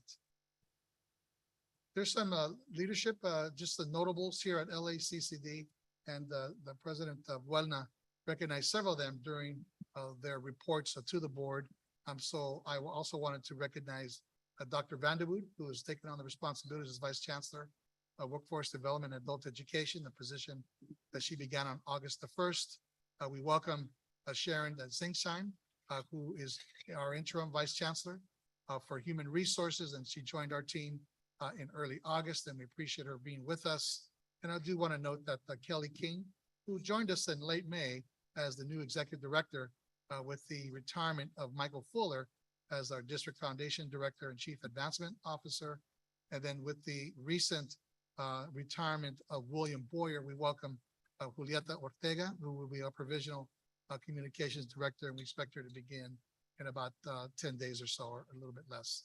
So we like to welcome all those individuals to our institutions. And then lastly, what I'd like to do is tee this up just a little bit and then turn this over to Dr. Nicole Albo Lopez. Through the leadership of President Buelna, we've been exploring this issue for about 9 months now, of whether or not there would be an interest to serve a population that was non-English speaking, that was essentially monolingual in a language other than English. The board president and others have brought together experts, members of the faculty, the community to discuss this particular issue. What would a program like this look like? That would be complementary to the adult education programs that we have going on and some of the other programs that would support the student population. This clearly follows our equity initiative. This clearly follows our interest in broadening the scope of who we serve, how we go about serving them, and indeed taking full cultural, linguistic benefit from the many, many languages that are spoken in the LA area. So what we did was, as a next important step, was to conduct a survey of our students, where we asked some very basic questions about whether there would be an interest, and if so, what would be the areas. So we would like to present that survey result now and share this with the board. Then we'll talk about the next steps moving forward here. So let me turn now to Dr. Nicole Alba Lopez, who is serving as our interim vice chancellor for educational programs and institutional effectiveness. Go ahead, Dr. Lopez. Thank you, Chancellor. Good afternoon, President Welna and trustees. We have engaged in a survey that we conducted over the summer, included students that were enrolled in both our spring and summer sessions. We conducted it online, and we had a little over 2,500 students respond. And of those students, about 75% of them speak another language at home. And then you'll see here in the slides that many of these students also think that they would be interested or know somebody that would be interested in taking a class in a language other than English. And so that was really the premise of our questions as we started our survey. Next slide, please. The students that we surveyed came back and basically were very robust in their responses in regard to their interests. And those interests included taking classes in early education and child development, business and finance, arts and entertainment, and our health sciences. A large majority of the students felt that they could get a better job by learning these new skills. They also had students that were interested in transferring to four-year institutions. And we also found that there were students that had a degree from their home country and were interested in attaining higher education in the United States. Of the students that responded, a large majority of them spoke Spanish at home, 74%. 33% of them spoke English at home. And then we had other languages such as Chinese Mandarin, Armenian, Farsi, Korean, and many of our Southern American countries. So the students definitely have shown an interest in this, and we'll be taking the full report and data back to the ad hoc committee, presenting the data and having a discussion about our next steps, and which we hope will be a pilot program that will be running in the winter of 2023. There are some model programs that currently exist in our non-credit areas, and we have plenty of interest from our faculty and now community in expanding the opportunity to reach out to Angelinos in our service area that are interested in taking classes in languages other than English. And I'm happy to answer any questions. I'll first take questions from board members. Are there questions? Do you mind if I ask you a question? Sure. Trustee Eno said it's exciting. Like, just to unpack that, why do you think it's exciting? I mean, I think it's a survey that we probably haven't done across the state for, especially locally. So I think looking at this population, it's great because enrollment's an issue. And so we need to find ways, right, to better outreach, be more creative, be more flexible and adaptable to support the students in the community. So I think this is a good look. Thank you. To explore. So thank you. Any other comments? So I have a comment. Yes, go ahead. So for more a question. So you said that this would be a program that you guys are looking to start up in the winter of 2023. So what exactly would the pilot program be entailing? What kind of classes are going through it? Obviously the intent is to have a class or a curriculum that is completely devoid of English language, but what how exactly is it going to look like, or what is like a general rundown of what the program will look like in the winter? So that's a great question, and that's to be determined. The ad hoc committee will reconvene and have conversations with our faculty in looking at programs that already have For example, LA Trade Tech has a program called ALAS, and in that program, students take a non-credit vocational class such as fashion design in their native language. At the same time, they're taking a non-credit English for second language class to develop their English skills. So we have some models out there that will further explore, be able to leverage those, and will most likely focus on the top areas that students have provided their interest in. The great thing about winter is it's a short opportunity for us to, see our students in 5 or 6 weeks, be able to gauge and do some data collection in a short amount of time to decide how we would move forward after the pilot. Okay. And then I guess a follow-up question, because usually the winter and summer semesters tend to be shorter and a lot more fast-paced. Do you think that will affect the courses that you guys will be experimenting with this pilot program, or will they be kind of adjusting it so that it's a lot easier of a pace for them to keep up with? Because some of them, this may potentially be their first time, or like maybe they're just a couple of semesters in college and they haven't gone through winter or summer, so the pace might be different for them. Has that been accounted for? So those are discussions that we'll be having, but most times the data that we see for our intersessions shows that our students are deeply engaged in one area. So it does provide an opportunity for them to conduct a deep dive and be engaged with us for that short amount of time. So it's nothing that we haven't done before, but we're looking forward to doing that pilot and then leveraging to see what we would do next. Thank you. Any questions from online? Any additional questions from the dais? I do have a question. ALAS is it's a really solid program that we have, and it's really interesting in the context of the conversation that we're having here. When you say pilot, what do you exactly have in mind? And I'm going to say this, and I want to pose the question in the framework of when we initially, I think one of the first meetings I was able to attend on the ad hoc, I think we were trying to understand sort of what's the law and what are the spaces of the laws that either could be or should be challenged, and if there was a need to challenge those spaces. So the pilot you're discussing, is it within the context? I mean, I imagine it would have to be in the context of the existing law, and how much different would it be from really good programs like ALAS that we already have? And if there is areas where, we may want to consider a challenge to the law, do you have any idea or a sense of what those would be? So currently, given the challenges that we do have with the law, and we have to conform within the constructs that we're working with my faculty colleagues to develop what the pilot program is really the next step. So I don't necessarily have a concrete answer for that, because that conversation does need to take place. But I will say that conducting the pilot and now having the survey data builds the foundation for us to determine what those questions and those challenges may be as we move forward to better serve our students. Trustee Bettis, can legal give a shot at it? Yes, I did just want to state that you are an institution of higher learning, and as such, there are significant leeway for you to develop curriculum that would address the needs of your students. And so the proposed program has been evaluated and is legal. As they develop the program further, we'll continue to work with faculty and staff to ensure that all the legal questions are answered. But at this point, you have significant discretion to develop curriculum that addresses the needs and for which there is a demand by your students. So everything has been vetted through legal. I guess to clarification, like I know we're going to operate within the standard. The basic element here is co-requisite of English learning course, right?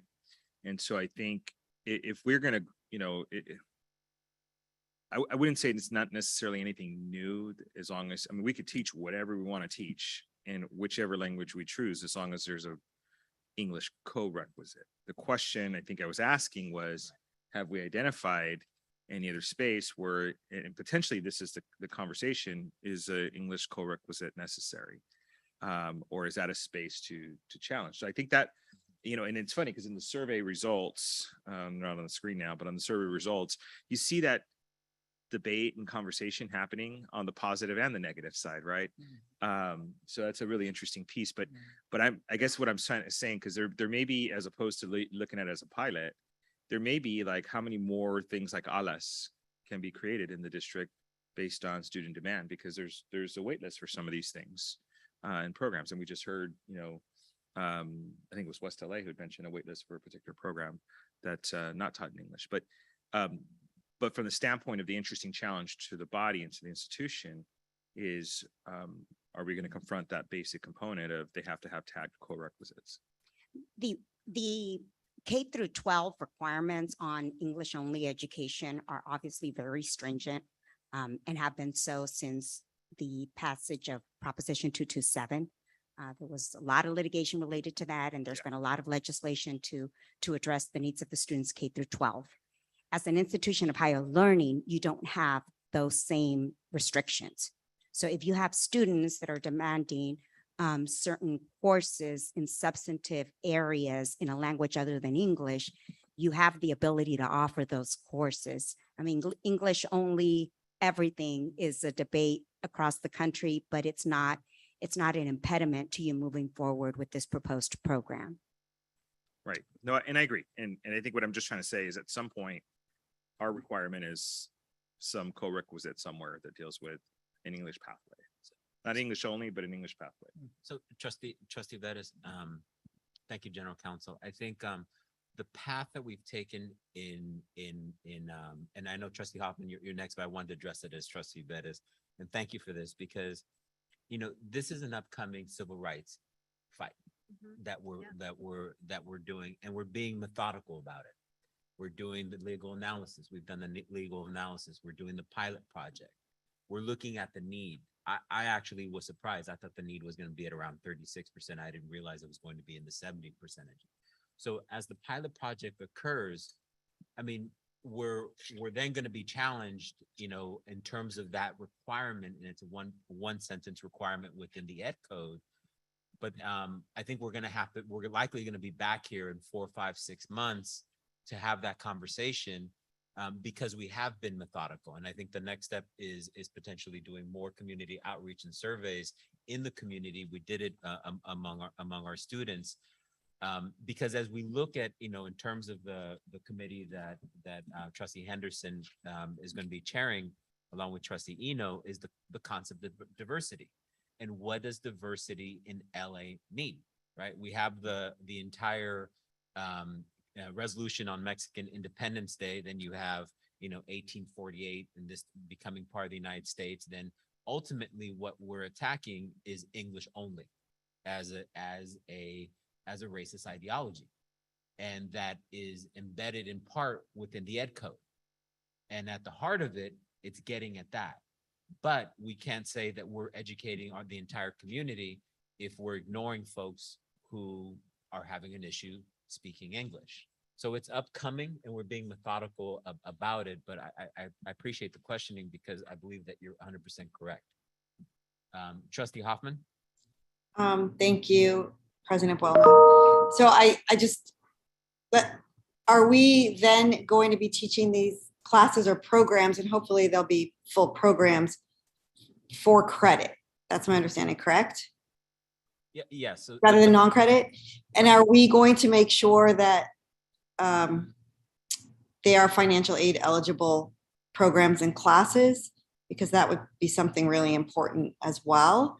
And then I know that you, and I think the Chancellor, put in a proposal for the CCLC conference to. We will be presenting. Great, Yes. that would be really good. So I guess just getting some clarification in certain areas would be really helpful. And then Nicole, was the survey just to students, or did you actually survey the community as well? Phase 1 of their survey was just to our students that were enrolled in the spring and summer terms. Okay, I would love to see a survey of our communities to see if there would be more of a desire, but thank you. This is interesting. And Trustee Hoffman, this is one of the parts that I don't like being president, because I'm so involved in this particular issue that I'm chomping at the bit to talk. All right, sorry. In terms of your part, we did this survey first to study our internal. you're likely going to see a proposal coming up on community with focus group surveys. So, but thank you. Really appreciate the question. And again, that rolling out, and likely in the next few weeks, the ad hoc committee will be back. So I'm assuming that we'll likely see the results of the community survey at the November board meeting. So you know, we've got some work to do. But Dr. Alba Lopez, will the pilot project have some credit, non-credit, or what's the mix? So those are discussions that we'll have with our faculty experts. You know, we currently do have our non-credit programs on the book, and I have an inventory of those. Now, working through the credit side, there are some implications, but if we have alternative funding to be able to offer those courses, we may see them in credit as part of the pilot. Got it. President Limbaugh, are you there? I know I always surprise you. I have a question, President Limbaugh.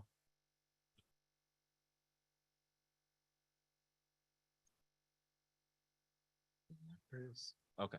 President Limbaugh, can you hear me? Yeah, yes, sir. Okay. I was just doing the electronic commute to the screen. Okay, thank you. So with regard to the GED classes that you're doing in Spanish, is that new? Had you been doing it before? And how is enrollment, and what are some observations that you've seen that might be helpful to this conversation?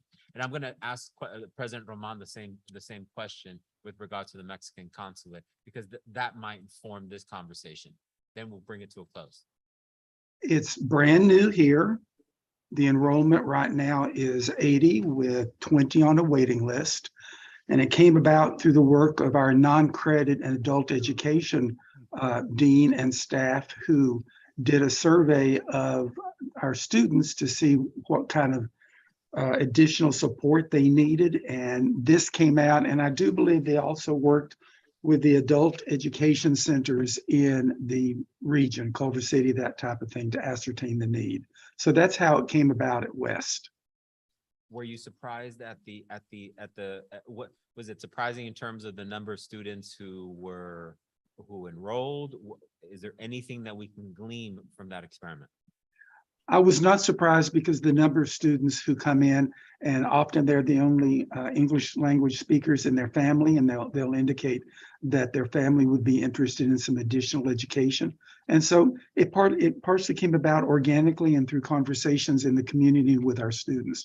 So I'm very glad that we did it, and kudos to the staff here who recognize that need. Thank you very much. President Roman? Thank you for the question, Trustee Buena. Similar to West, the program is about 80 to 100 students. These are adult learners, primarily, you know, in the range of 40 to 60, Spanish speaking at Consulado Mexicano. It's the full CDC program done in Spanish. And prior to COVID, we were graduating anywhere from 60 to 80 people per term. This program, given the demand, could easily scale up to 200 to 300. Given the demand we have in the area. So I see potential here to grow it. We'll continue to work with obviously the funding we have and the access and opportunities we want to provide, but it's a very popular program.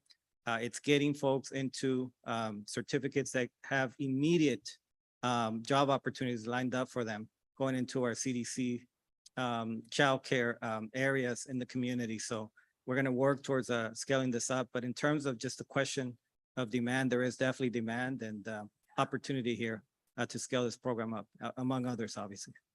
Thank you. And before we get to the end here, I do want to recognize our entire IT from Maury and the team who put together this survey. So you had a great team, obviously, and you know, just our staff is incredible in how they put that together. So I just wanted to recognize them, our research team. Thank you for what you do in putting this together.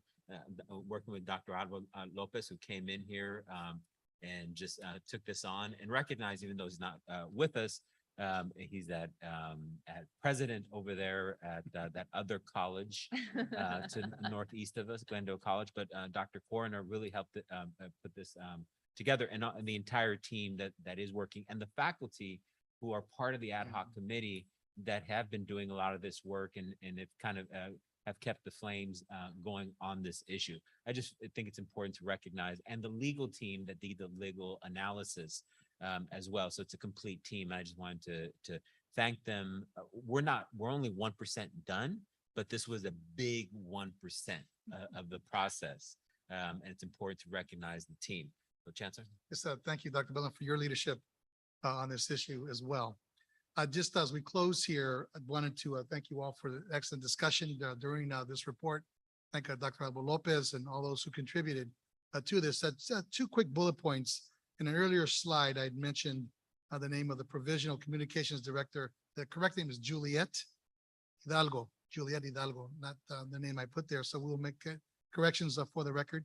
And my apologies to Juliet. Look forward to having her on board next week. And then lastly, and to conclude, on October the 12th, we will engage, and I will engage with the State of the District address to the Board of Trustees, which will be made available to LACCD. So it's a good time as the fall semester begins to take stock and give a state of affairs at LACCD. So that ends my report. Dr. Bowman, members of the board, thank you. Okay, thank you very much. Moving on to President Wellna, are we allowed to ask questions of the chancellor on other areas of his report? Yeah, sure. We usually Sure, don't Trustee. usually do that. Okay, thank No, you. go ahead. Thank you, and thank you so much, Chancellor, for your report. You reported out on the telecommuting agreements that are being worked on right now. I do have a question, and you said something that was, a little bit interesting, that a telecommuting agreement is a privilege. And I feel like as we move into the future, we don't know what the future of work and school actually looks like. I would like us to get away from this notion that being able to work at home is a privilege and just look at the whole picture as a work assignment. And so as we move forward, and maybe we could engage our new HR vice chancellor in that conversation, because I think that's where a lot of our problems lie. When you look at, okay, those who get to telecommute, somehow are getting a benefit. But if you look at, just the county of LA right now, or the whole state of California for that matter, there are so many businesses that are actually having all of their employees telecommute. So I think if we reframe the idea of telecommuting, that might help us as an institution moving forward. I just wanted to make that comment. Okay, yeah, so noted. Thank you for that. And the terms are not necessarily mutually exclusive, privilege and a benefit to the workplace and to the employee. The truth is, though, that not all positions will afford themselves this opportunity. So we have to put that into its light as well. It's not, depending on the position itself, some will not be afforded the opportunity to do this. Right. I mean, depending upon what your job position is. And I get that. I mean, I work at a community college campus, so I understand. Thanks. Okay. Combined consent calendars, matters requiring a majority.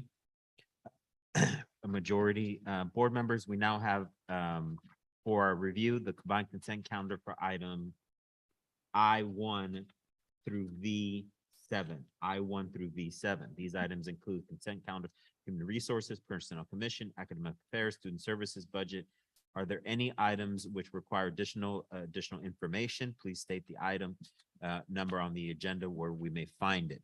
So again, if you tell me, I'm going to start to my left of which item. If there's nothing, then there's nothing, that you either want more information or you would like a separate vote on it. Trustee Vettis? I have none on this consent. Okay. Trustee Eno? I got all my questions. No more. Okay. Trustee Henderson?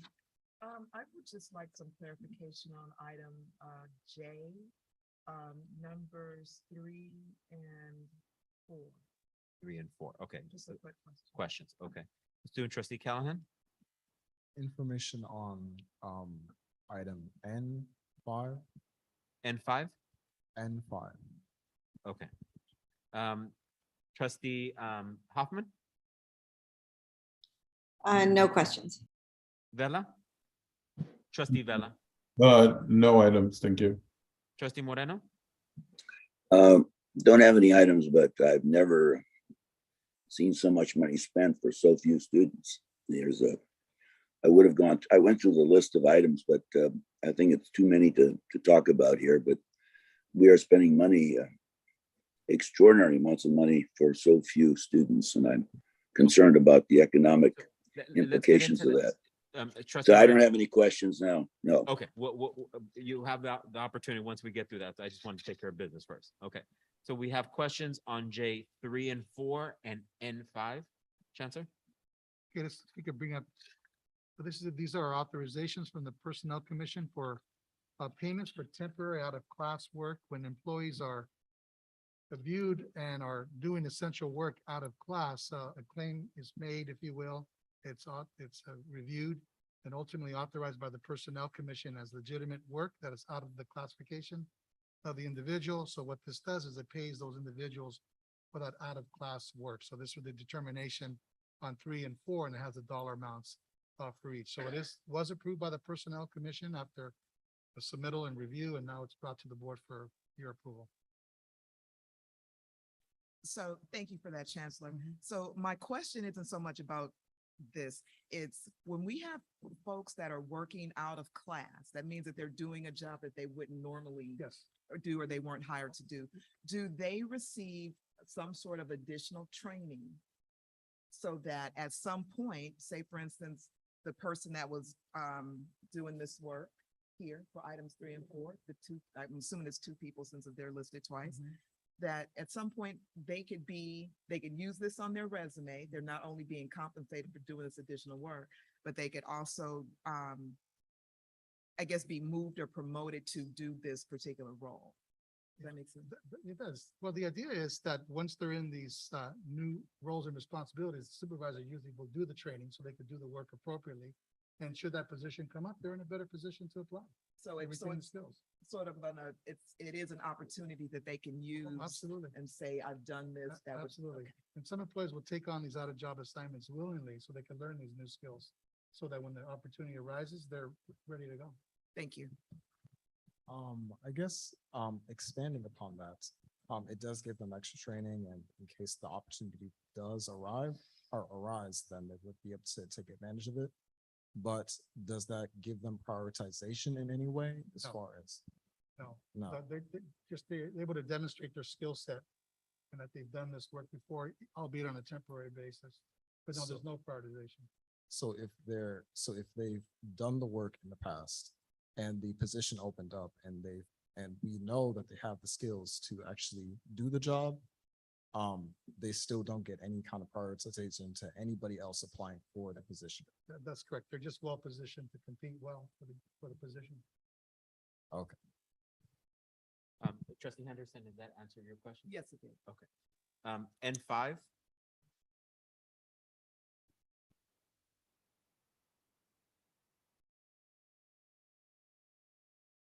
Oh, yeah, N5. I just wanted to know. The chancellor's reviewing. Yeah.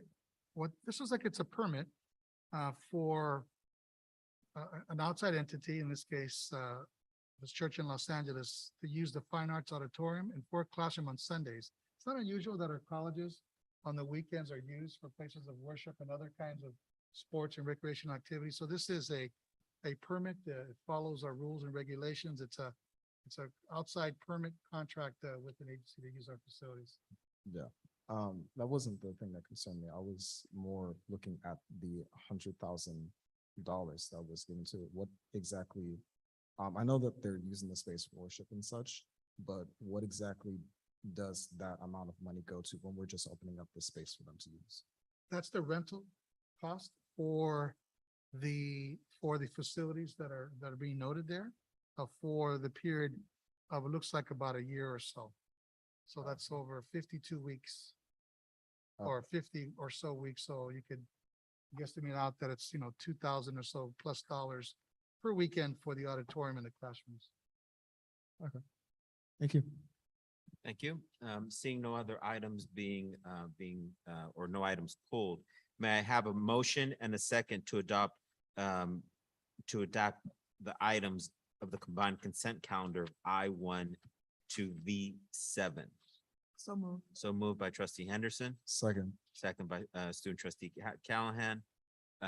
Any comment? Seeing none, roll call. Student trustee Callahan's advisory vote, Yes. trustee Boulna, Yes. trustee Henderson, Yes. trustee Hoffman, Yes. trustee Eno, Yes. trustee Moreno, Yes. trustee Vella, Yes. trustee Vettis. Yes. Thank you. Thank you. Members of the board, we will now review items W1 through W10. Are there any items that require additional information or pull for separate vote? I'm gonna be consistent. Trustee Vettis, I do not.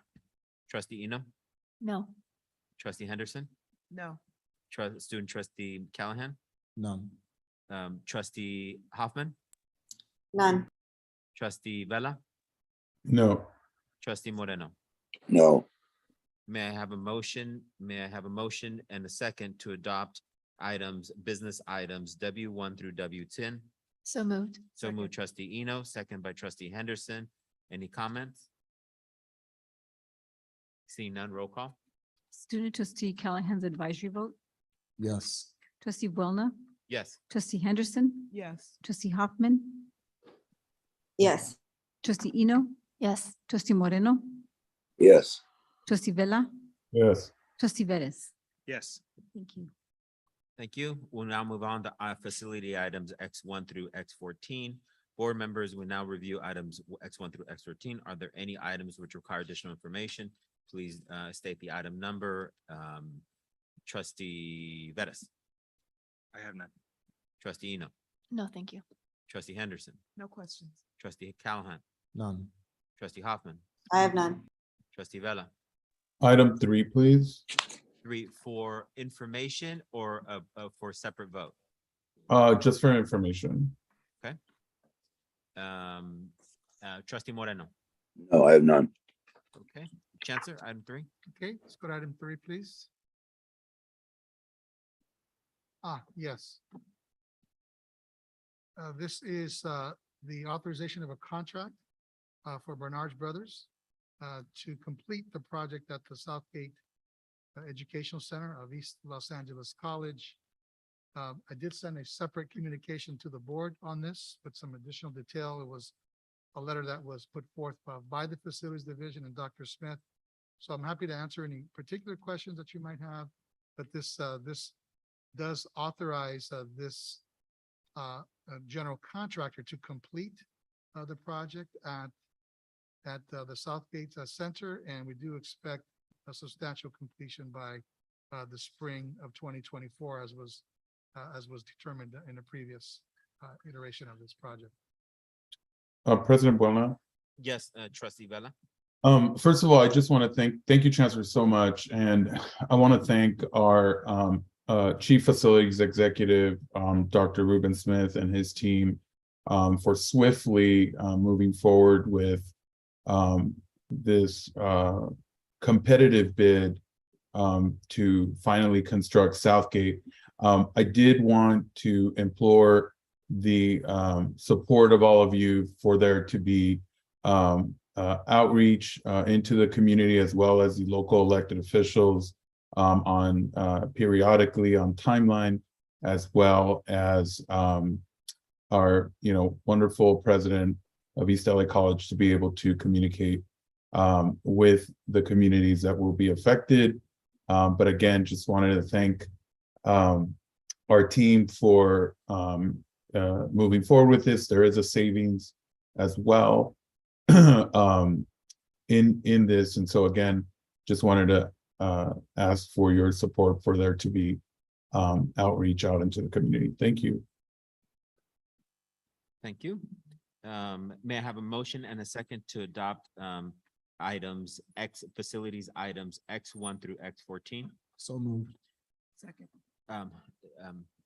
General Counsel, can student trustee make the initial motion? No, he cannot. Okay, and I apologize, student trustee. I just have to watch out for He that. can second the motion. I'll make the motion and hopefully student trustee can second it. Absolutely. Trustee Vella, motion. Second. Second by student trustee Callahan. Sorry, the little thing called procedures. Comments? Seeing none, roll call. Student trustee Callahan's advisory vote, Yes. trustee Boulna, Yes. trustee Henderson, Yes. trustee Hoffman, Yes. trustee Eno, Yes. trustee Moreno, Yes. trustee Vella, Yes. trustee Vettis. Yes. Thank you. We now move to items where I put on my reading glasses and I must read the items in yellow, so everyone take a sip of coffee as we read the process. So at some point you will go through it. Before we proceed, this is item Y, human resources items Y1 through Y2. That's me.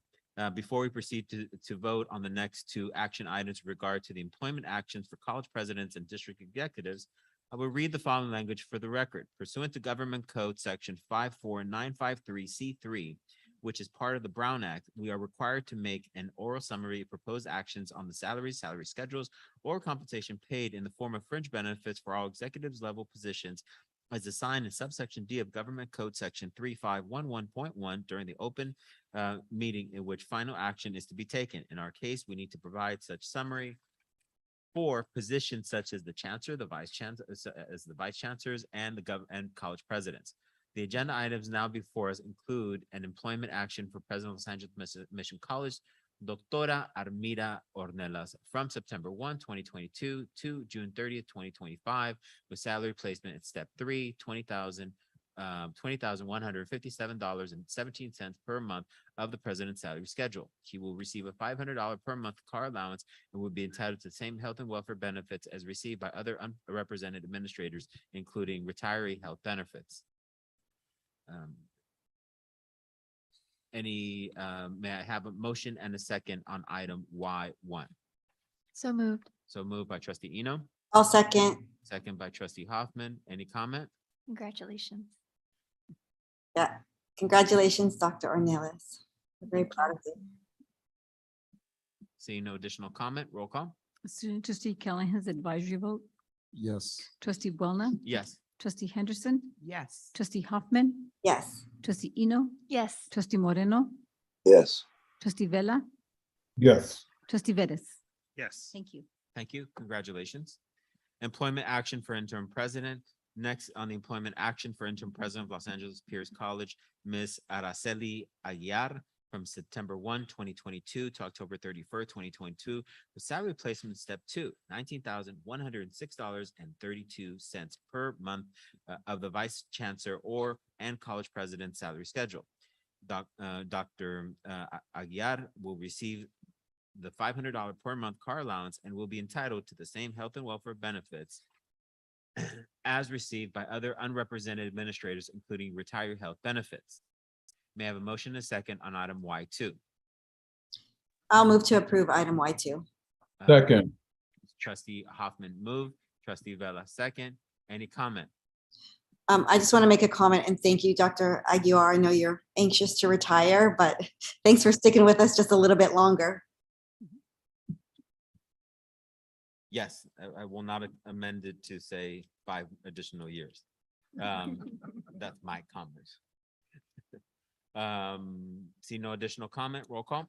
Student trustee Callahan's advisory vote, Yes. trustee Boulna, Yes. trustee Henderson, Yes. trustee Hoffman, Yes. trustee Eno, Yes. trustee Moreno, Yes. trustee Vella, Yes. trustee Vettis.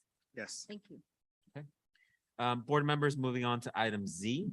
Board members, the next item requires that there be a public hearing. So let's move forward. The public hearing to adopt LACCD 2022-2023 final budget is now convened. Counselor? Yes, thank you, Dr. Bella, for opening the public hearing. Let me ask Vice Chancellor Gordon to get into the room. She will guide us through the presentation, the highlights of this year's budget. This is an annual activity that we have to the public. And then at the conclusion of the presentation by Ms. Gordon, we will answer any questions that comes forth from the board or the public. And once that is concluded, the board will take action and then we will close the hearing and then move on to the other parts of the agenda. So Ms. Gordon, we welcome you to this meeting and the floor is now yours. Ms. Gordon. Good afternoon, Chancellor and Board of Trustees. This is our proposed final budget, and it says proposed because it's not final until after it's approved. This state budget agreement provides extensive, ongoing, and one-time investments in the community college system. $1.9 billion ongoing Prop 98, 2.1 billion one-time Prop 98, 990 million one-time general fund. COLA of 6.56% and growth of 0.5%. This 0.5% is not included in the budget because we know we're not growing. It also creates a floor. The districts will be funded on the 24-25 funding level. Ongoing funds for targeted student services, workforce development, and faculty hiring. One-time funds for COVID-19 recovery, retention, and enrollment, deferred maintenance, faculty professional development, adjunct office hours, and health insurance. The resources to support equitable student learning and experiencing impact, the strengthening academic pathways, common course numbering, implementation of transfer reforms in AB 928. Grants for equitable placement and completion policies and practices. Continuing support for mental health, basic needs, Dreamer liaison programs. Increased student success completion grants and awards, student grants. Ongoing increases to categorical programs, student retention, and enrollment funds. The next 2 pages give a detailed information on the additional money to the system and then how it affects LACCD. If you look at the right-hand column, you see system and LACCD, and that is the additional money that has been put into the budget this year in each of these categories.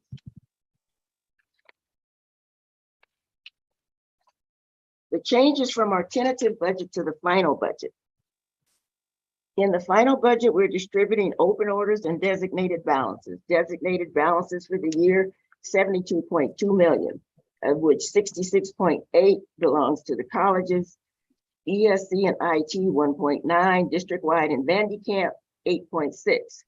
Then we had open orders of $18.5 million that are included in the budget.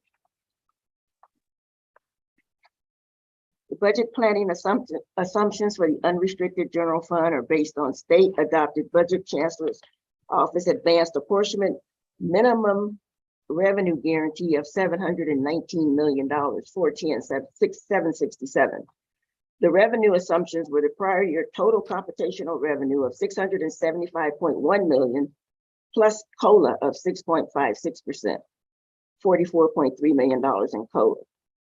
We also maintain our 6.5% general reserve, 3.5% contingency reserve, and 2% for deferred maintenance fund. The allocations assumptions for this year are total budget allocations of $962.7 million, college allocations of $660 million, which includes $198.1 million of the EPA fund distribution. District-wide accounts are budgeted at $138.7 million. The district office at 36.9, information technology at 19.7. The contingency reserve at 3.5% is 27 million. General reserve is 50.7 million, and the deferred maintenance fund is 15.6. The STRS PERS reserve, in last year, we had 11 million and we used 7 million of that to assist the colleges in containing their increased costs in these areas. We've got 3.8 million left in the budget this year. So next year, the colleges will have to sustain those increases partially on their own. Supplemental retirement program, 4.8 million in the budget, which represents the second retirement program. We've paid off the first one that was paid off in 21-22. Right. And that is our proposed final budget, which was reviewed in the Budget and Finance Committee meeting and was recommended for approval to the full board. Are there any questions? Thank you very much. We will start with our online trustees. Trustee Hoffman. I have no questions because I chaired the committee and we had lots of questions and Ms. Gordon and Ms. Letier did a really great job of explaining everything and answering. And I would just recommend that we approve the final budget when it comes time for the vote. Thank you. Understood. Trustee Moreno, I'm assuming that there's no questions? No, I don't have any questions. Oh, really? Okay. Trustee Vella? No questions.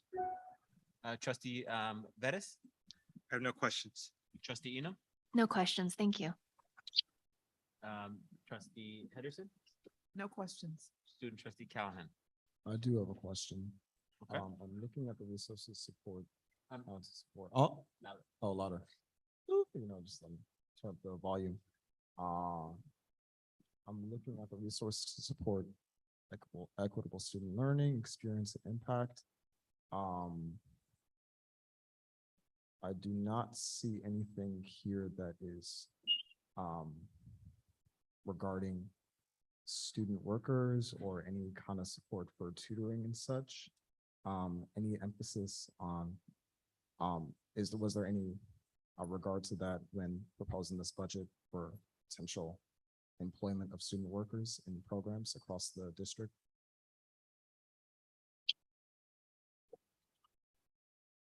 Unfortunately, trustee, I'm having difficulty hearing you. I don't know exactly what the question was. Oh, I was looking at the resource to support equitable student learning, experience, and impact. It's on page 3 of the report. I'm looking at the bullet points and I'm not seeing anything that's specifically dedicated to student workers or anything regarding that as far as like tutoring or extra support in that regard, because that's taken into account with the creation of the budget of the proposed budget. Okay, student workers can be hired with any of these funds if they meet the requirements of the fund. They can hire student workers to do any work in these categories. It is not spelled out a special fund for student workers, but we can hire student workers from any funding that we have to do that particular work. So it doesn't have. So when it says student retention and enrollment funds, if we want to hire student workers to help do that, we can do that. So it doesn't have to be taken into account by the proposed budget. Is that what's happening? It doesn't have to say specifically for student workers. Okay. Aside from that.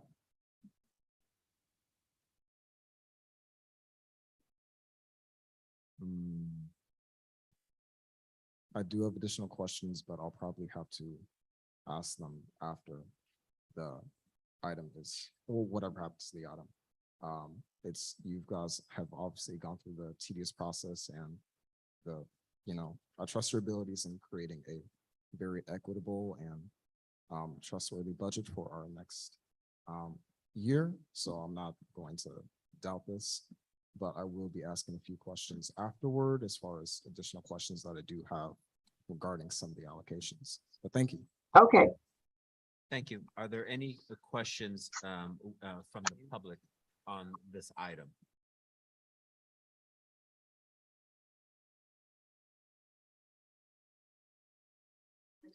Excuse me? Oh.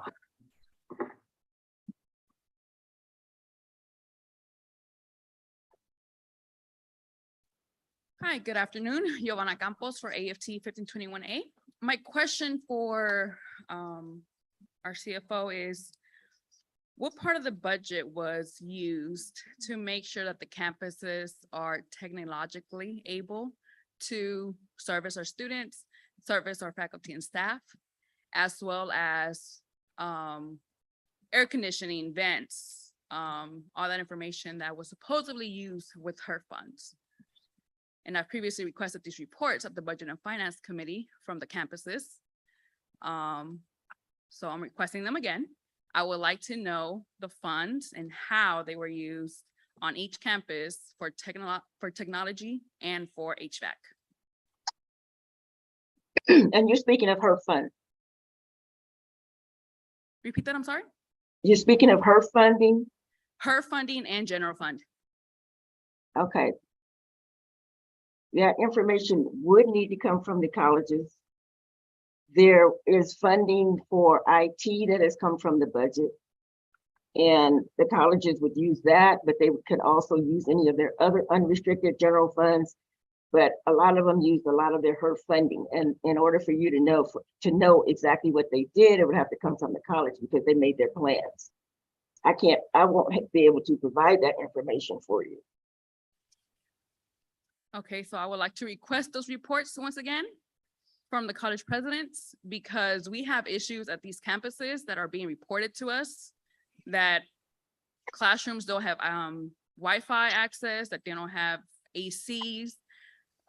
This comes from students and faculty staff. So we need to make sure that our campuses are ready to serve, that they're open.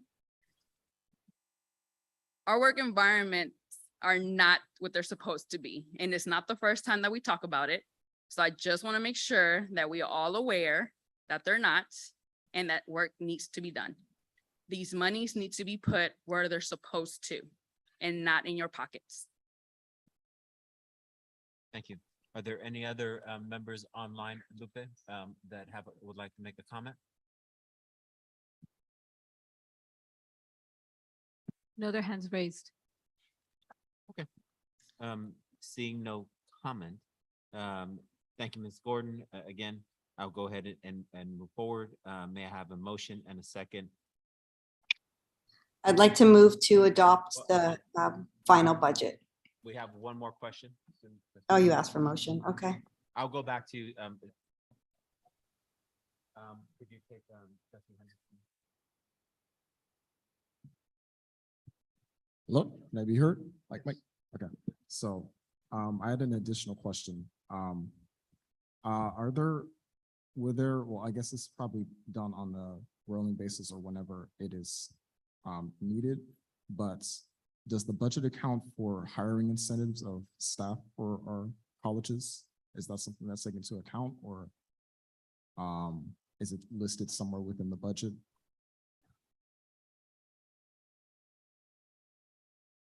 For what type of centers? Hiring incentives, like if we were understaffed at some of our institutions and we needed to get more staff on board, just in case there were some programs that were that didn't have enough members running them, are there incentives to get more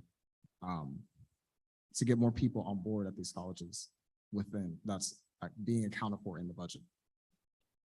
All the hiring is accounted for in the budget, comes from different areas. It's from the unrestricted general fund. It has to be prioritized at the campus on who they're hiring. And unless there's special money that comes in for special hires, it's like we got money for hiring faculty. Otherwise, it comes out of the college budget. They have to prioritize what they're going to use their budgets for. So it's always there and available if that's what they want to use it for. Okay, so in that case, it's a campus by campus basis, but this is generally for the district. So this is it's more general, but at the campus, it's more specific as to what they need for their college in particular, correct? Yes. Okay, oh, that's good. Thank you. President Buelna, can I just respond to student trustee quickly? I've been asking for this, and I think maybe now is a good time to schedule a training and an information session on our budget and how it, how it's structured and how that it trickles down to our colleges. So maybe for our next budget committee meeting, we can have an expanded time, and whoever wants to come to sort of like budgeting 101, we could do a training session. I think it would be good for some of the newer trustees, and it would be very good for students and student leaders as well. And I'm happy to help coordinate that with you, Ms. Gordon, or we could do it at a different time. But I think it would be really helpful to understand, this is an overview of our proposed budget for the entire district. So student trustee Callahan, it doesn't drill down into the line by line items, but we can certainly go through all of that. And I'm happy to help coordinate that, Ms. Gordon. Trustee Hoffman, thank you for offering that. I think that would be very helpful. Okay. Trustee Bettis? want to make a comment, just sort of in the context of Trustee Hoffman's comment, I didn't have any specific questions on the budget, but I do want to say that I think one of the things that may actually need to get even before we get to this sort of conversation is our allocation formula. And I think the decisions about how the allocation formula are put together oftentimes happen in a shared governance level, at a district budget committee level, and perhaps to take it a step further from Trustee Hoffman's comments, we may need to just sit down and understand deeper, since we do have new members of the board, what is the funding formula? And I know I've always asked the questions every time we change it, because I know we tended to have one college that would run in deficit no matter what we were doing with the funding formula. So I would always ask the question of like, was this the appropriate change to make, considering that people had complained about structural challenges with the formula? But I think from the standard, if for the standpoint of, if you haven't been on this board a long time, you haven't seen formula, you see the end product of the formula, which is the budgets in front of us. And so I think from the standpoint, if we're going to go back a little bit and sort of deconstruct how we get to this end result, we should start with the formula, and we should start with the basic assumptions that we make in how we distribute funds amongst the 9 schools, because it really does land on presidents and administrators to sort of continue the report process. It doesn't exactly happen out of the CFO on a daily basis. She gives us reports, but the formula is incredibly important, and I don't think we've spent enough time reviewing it at our level. We sort of get the delivered product, but if we're going to go back to deconstruction, we should probably look at that. And maybe we should. Can I respond to that?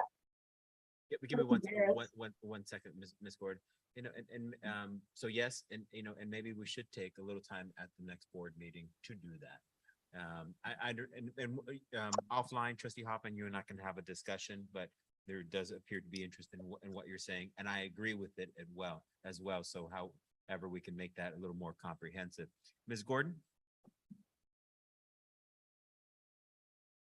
Sorry, I was muted. For your information, the allocation formula is up for review in 22, 23. So we will be forming our committee to review the allocation model again. In addition to that, if you decide to read the final budget, the whole allocation model is in the back of this book. Every single detail about the model is there. So if you look at that, you get a little idea before we have our training session. And it doesn't matter how long we look at it. The problem is always going to be, we are one district with one pot of money. And that money has to be divided up between all of our colleges and our administration. And if you give more to one, you're going to be taking some from the other. And that's the biggest challenge we have with the allocation model. Thank you, Ms. Borden. That's very important for context. And I think what we're kind of looking at the term context, and we're looking at continuing education, continue understanding, evolving of those things. So I think we're going to take all those items together. Are there any additional questions on the budget before I go to Trustee Hoffman, who's going to do a motion? Trustee Callahan. I thought you were going to. Oh, okay. Trustee Hoffman, you wanted to make a motion? Yeah, I'd like to move to approve the final proposed budget. Moved by Trustee Hoffman, second. Second. Second by Trustee Henderson. Any additional comment? Seeing none, roll call. Student trustee Callahan's advisory vote, Yes. trustee Buelna, Yes. trustee Henderson, Yes. trustee Hoffman, Yes. trustee Eno, Yes. trustee Moreno, Yes. trustee Vela, Yes. trustee Vettis. Yes. The public hearing is now closed. Items AA, recommendations from the chancellor. Next, we will move, Chancellor, would you provide a brief explanation on the next 6 action items? Yes, they all pertain to the District Citizens Oversight Committee for the facilities propositions that we have passed since 2001. This is a required element of having a bond, if you will. So what we're asking the board to do this afternoon is to reappoint 3 members of the District Citizens Oversight Committee and fill 3 vacancies that we have on the District Citizens Oversight Committee. There are specific roles, responsibilities that these representatives represent by way of constituents, where they live and whatnot. So there's the broad representation of citizens on the DCOC. So this afternoon, we're asking you to reaffirm 3 appointments and then to bring on 3 new people who we feel are well qualified and fit the characteristics of what is put into our policy and that is required by law, and we make contributing members to this body. So we look forward to your support. Thank you. So trustees, we're going to do a little repetition here, but bear with me here. May I have a motion and a second on item AA1? So moved. So moved by trustee Eno, Second. second by trustee Henderson. Any comment? Trustee, is it okay if we take them as a whole? I don't want to violate any procedure here. I We- understand the notion, general counsel. Can we approve item AA numbers 1 through?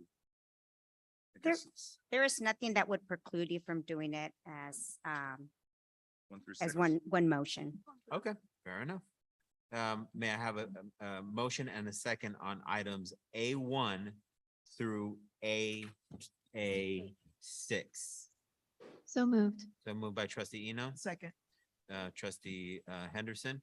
I'm going to make a comment that trustee Vettis does not want to hear my voice over and over again. Any additional comments? Oh, I have one. Okay, yeah. So I did follow up with Dr. Smith in regard to these appointments, and it seems that we can also add a couple more. So if our trustee board has any folks that would add to the diversity of the group composition, then we can do that. Thank you, trustee Eno. Greatly appreciate it. Any additional comments? Yeah, I do. Yes. I just would like to congratulate Raymond Ching. He was my appointment more than 15 years ago, so he's still on there. He's doing a fantastic job. Yes. Thank you. Any additional comments? Seeing none, roll call?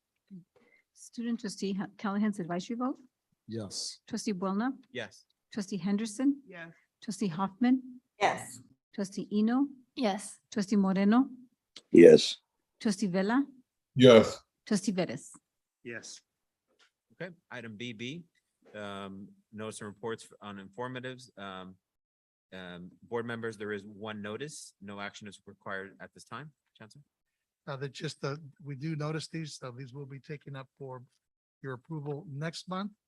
These are board policies related to campus safety, workplace violence, and reporting of crimes. Thank you very much. Public comment. Are there any person signed up on address items of motions, matters not on the agenda? Lupe? Yes, sir. We have 2 people. They're for webinar. Okay, Public, and do you want me to call the first name? yes. Okay, Alonso de Lia, And who's the second person? and the second one is Mr. Hussein. Okay, if, go ahead, you can call them. Oh, Mr. Alonso, Hi, everybody. welcome. Good afternoon. Thank you. My English is my second language. I was born in Mexico City. I was studying science of communication, and I come in here when I was half 30. It's late, I know, but I'm continuing studying English always because it's the most important in America. I love America. I love this country. When I studied my second career in broadcasting journalist in UCLA, I learning a lot about the Americans for first the language, and my third career supposedly is here in West College in addiction studies, but we have a problem with a lot of students and me because everybody has fear because abuse and control to the teacher and director of the West College, Kerry Canales. Everybody had fear because continue studies. I have the proofs. I give a copy to the Challenger Rodriguez. Everybody have copies. I have files special about this position. I was try speak with Mr. Lombard, president. Is Lombard is here. Listen this. and with secretary and say me in person, don't give me chance to speak with him appointment. I'm reading this very, very quickly. It's very simple. We are in the United States and it is a constitutional duty of human beings to have ethics and morals. They are universal values such as respect. We are here to do well to the education system, right? So let's start by cleaning up the bad elements in the schools that have no ethics and morals, and because of frustrations in their lives and mental disorders. In many ways, there are not good professional people. I am here because it's necessary to do justice to the students who have been discriminated against, mistreated, and abused by a director or teacher. The total abuse of control of power that Mr. Canales has from to Department of Psychology West College must be investigated. He is director on the addiction program as well to the director and the one who controls the internships to give the certificates in this area, addiction studies, and the absolutely monopoly is that she is also a teacher of several classes in the psychology department. She has absolutely power over everything, and for this reason, she has abused her position also with her novels in psychology, according to her. She manipulates the means of decision of the managers of superior on the pretend begins express on mental health. We are need help. If I'm stay here, if you want the copy, I very appreciate the help because it's very important help to the other students, right? And give me my certificate because I have A's and B's for 1D. I don't have certificate. It's not justice. Thank you so much. Your time's up, sir. Lupe, next speaker. Mr. Hussein, you can speak now. Dr. Hussein? Yes, can you hear me? Yes, sir, we can. You have 2 Okay, minutes. thank you. Thank you, I appreciate it. Good afternoon, trustees. I'm Dr. Soyad Khalid Hussein. I've been working in this district my entire adult life. I'm also an alumnus of this district. I attended 3 of our colleges, graduated, transferred, and after getting my master's degree, started to teach. For the last 21 years, I've been teaching political science and education technology. I've also been a union organizer and representative. Beginning in 1992, I served as chapter president, grievance representative, executive board delegate, and vice president of my AFT local union. I've been a faithful union member for all my professional life. Recently, we have been encountering many faculty colleagues who are either homeless or on the verge of becoming one, who cannot afford to buy prescription drugs or get medical insurance that's affordable, who are becoming dependent on food banks to survive, who suffer from constant job insecurity, who feel disrespected, excluded, and inequitably treated in their departments. Do you know what they have in common? They're all adjuncts, adjunct faculty. I come before you today to speak about the plight of our adjuncts, who constitute more than 70% of all faculty in this district, and who educate almost 80% of all our students. In a few months, you will enter into negotiations with our union in order to reach agreement on a new 3-year contract. When the district's negotiation team meets with our union, please remember to inquire if our chief negotiator and at least 70% of our negotiation team are adjunct faculty. If that is not the case, we, the overwhelming majority of the educators in our 9 colleges, are here to let you know that any agreement you reach with them will not be worth the paper it's written on, because our union has stopped representing the interests of most of its members, the adjunct faculty. The adjunct faculty will vote down another corrupt agreement which unfairly and grossly exploits their labor for the enrichment of a few. We know you have acknowledged our union as the exclusive bargaining representative and are legally bound to negotiate with them. But we are here to let you know that our union leadership has lost all moral authority to do so. It has been selling out our adjunct faculty in order to enrich a small minority. In 18 months, our long oppressed union sisters and brothers will vote out our corrupt leaders and elect those who will honestly represent all faculty including the long neglected adjuncts, and craft a contract agreement which is based on fairness, equity, and justice. Thank you. I request the above is entered into official records as part of the minutes for today's meeting. I already submitted the file. Thank you. Thank you very much. Lupe, are there any other speakers? No, sir. Okay. Quick question. I believe we did go to public comment, but did we ever go over announcements and CC on the agenda? Did we skip over that?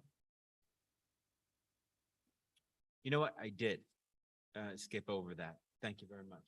So CC, announcements and notifications of future proposed actions by members of the Board of Trustees. Thank you, student trustee. Are there any items? I'll start with the online board. No, none. No items. Okay, trustee Vettis?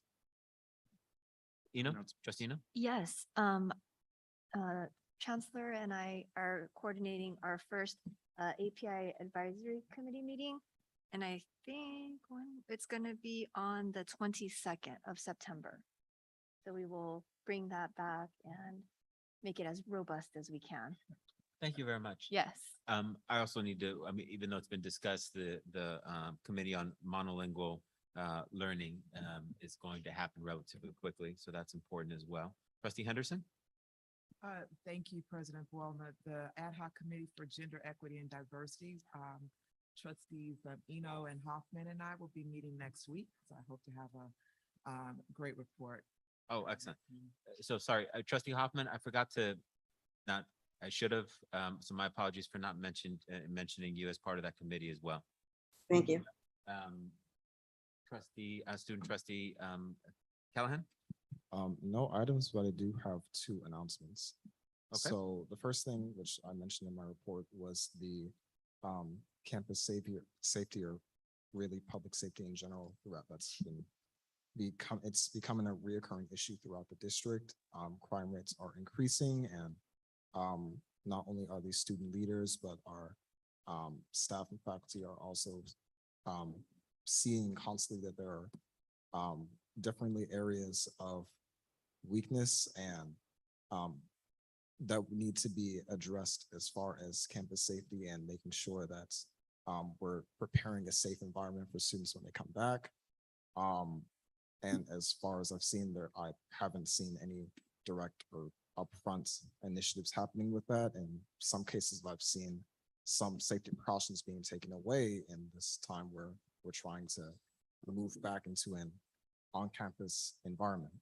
So I've been going through the process. I've been talking to Trustee Vela a little bit about having a whole a public safety initiative more than just creating discussions. I want to actually get our institutional research team involved in actually looking at our campuses, seeing where there are areas of improvement, and then acting upon those and seeing what resources are available to students and how we can, or just the community in general, and how we can better prepare ourselves for coming back to this environment, because right now it's not exactly looking like, even though we are, getting ready on the academic side, as far as the community side, it's not looking like we're that prepared.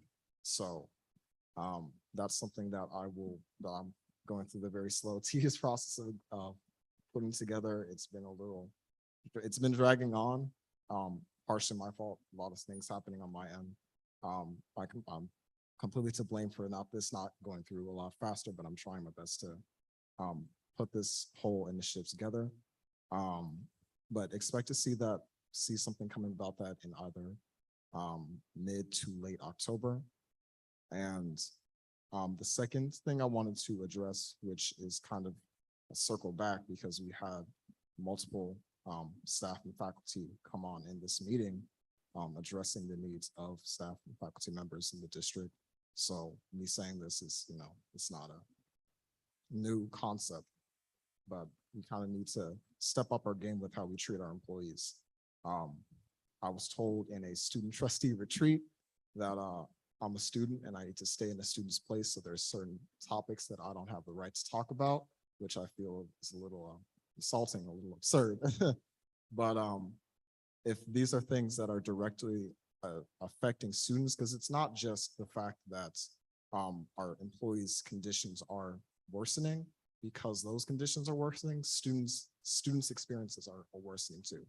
I had to spend the past few weeks helping my aunts enroll in college because there were barely any faculty members at her college helping her to get enrolled in classes.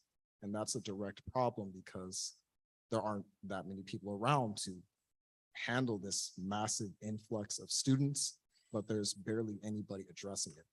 And this has been happening during the COVID age, where everybody was online, and it's been a constant theme throughout basically over a year and a half from what I've seen. But I just say this as a recommendation to the Board of Trustees, the chancellors, and even the college presidents, to anybody who is in this room, anybody who is online, our personnel commission, our HR department. We need to do something, because this is not something it's not isolated to our employees. And as we're seeing, or as I'm at least seeing, being the student representative, I'm seeing how this is making our student experiences worse. And if we're having all these conversations on how we make the student experience better, it's kind of sucks when we're making everybody else's experience worse at the cost of that. So I highly recommend that all those, including myself, Board of Trustees, Chancellor, college presidents, that we really, buckle down and get these things dealt with, because these problems are starting to stack up. And that's it. Thank you very much. See no additional comments, or we've gone through everyone. Are there any persons signed up to address the board on closed session President agenda? Buelna, I am sorry I didn't announce, there will be an LGBT Affairs Committee meeting on September 13th at 2 p.m. So I will go ahead and if you'd like that information, you could call the district office main line and get more information. Thank you. Okay, thank you very much. Are there any persons signed up to address the board on closed session agenda matters? Lupe? No, sir. Okay. The board will recess to closed session in accordance with the Ralph M. Brown Act Government Code, Section 54950, et cetera, and the Executive Code and the Education Code, to discuss the matters on the posted closed agenda pursuant to Government Code, Section 54954.5. May I have a motion to recess the board? So moved. Trustee Henderson, Second. any objection? No objection. The meeting is now closed.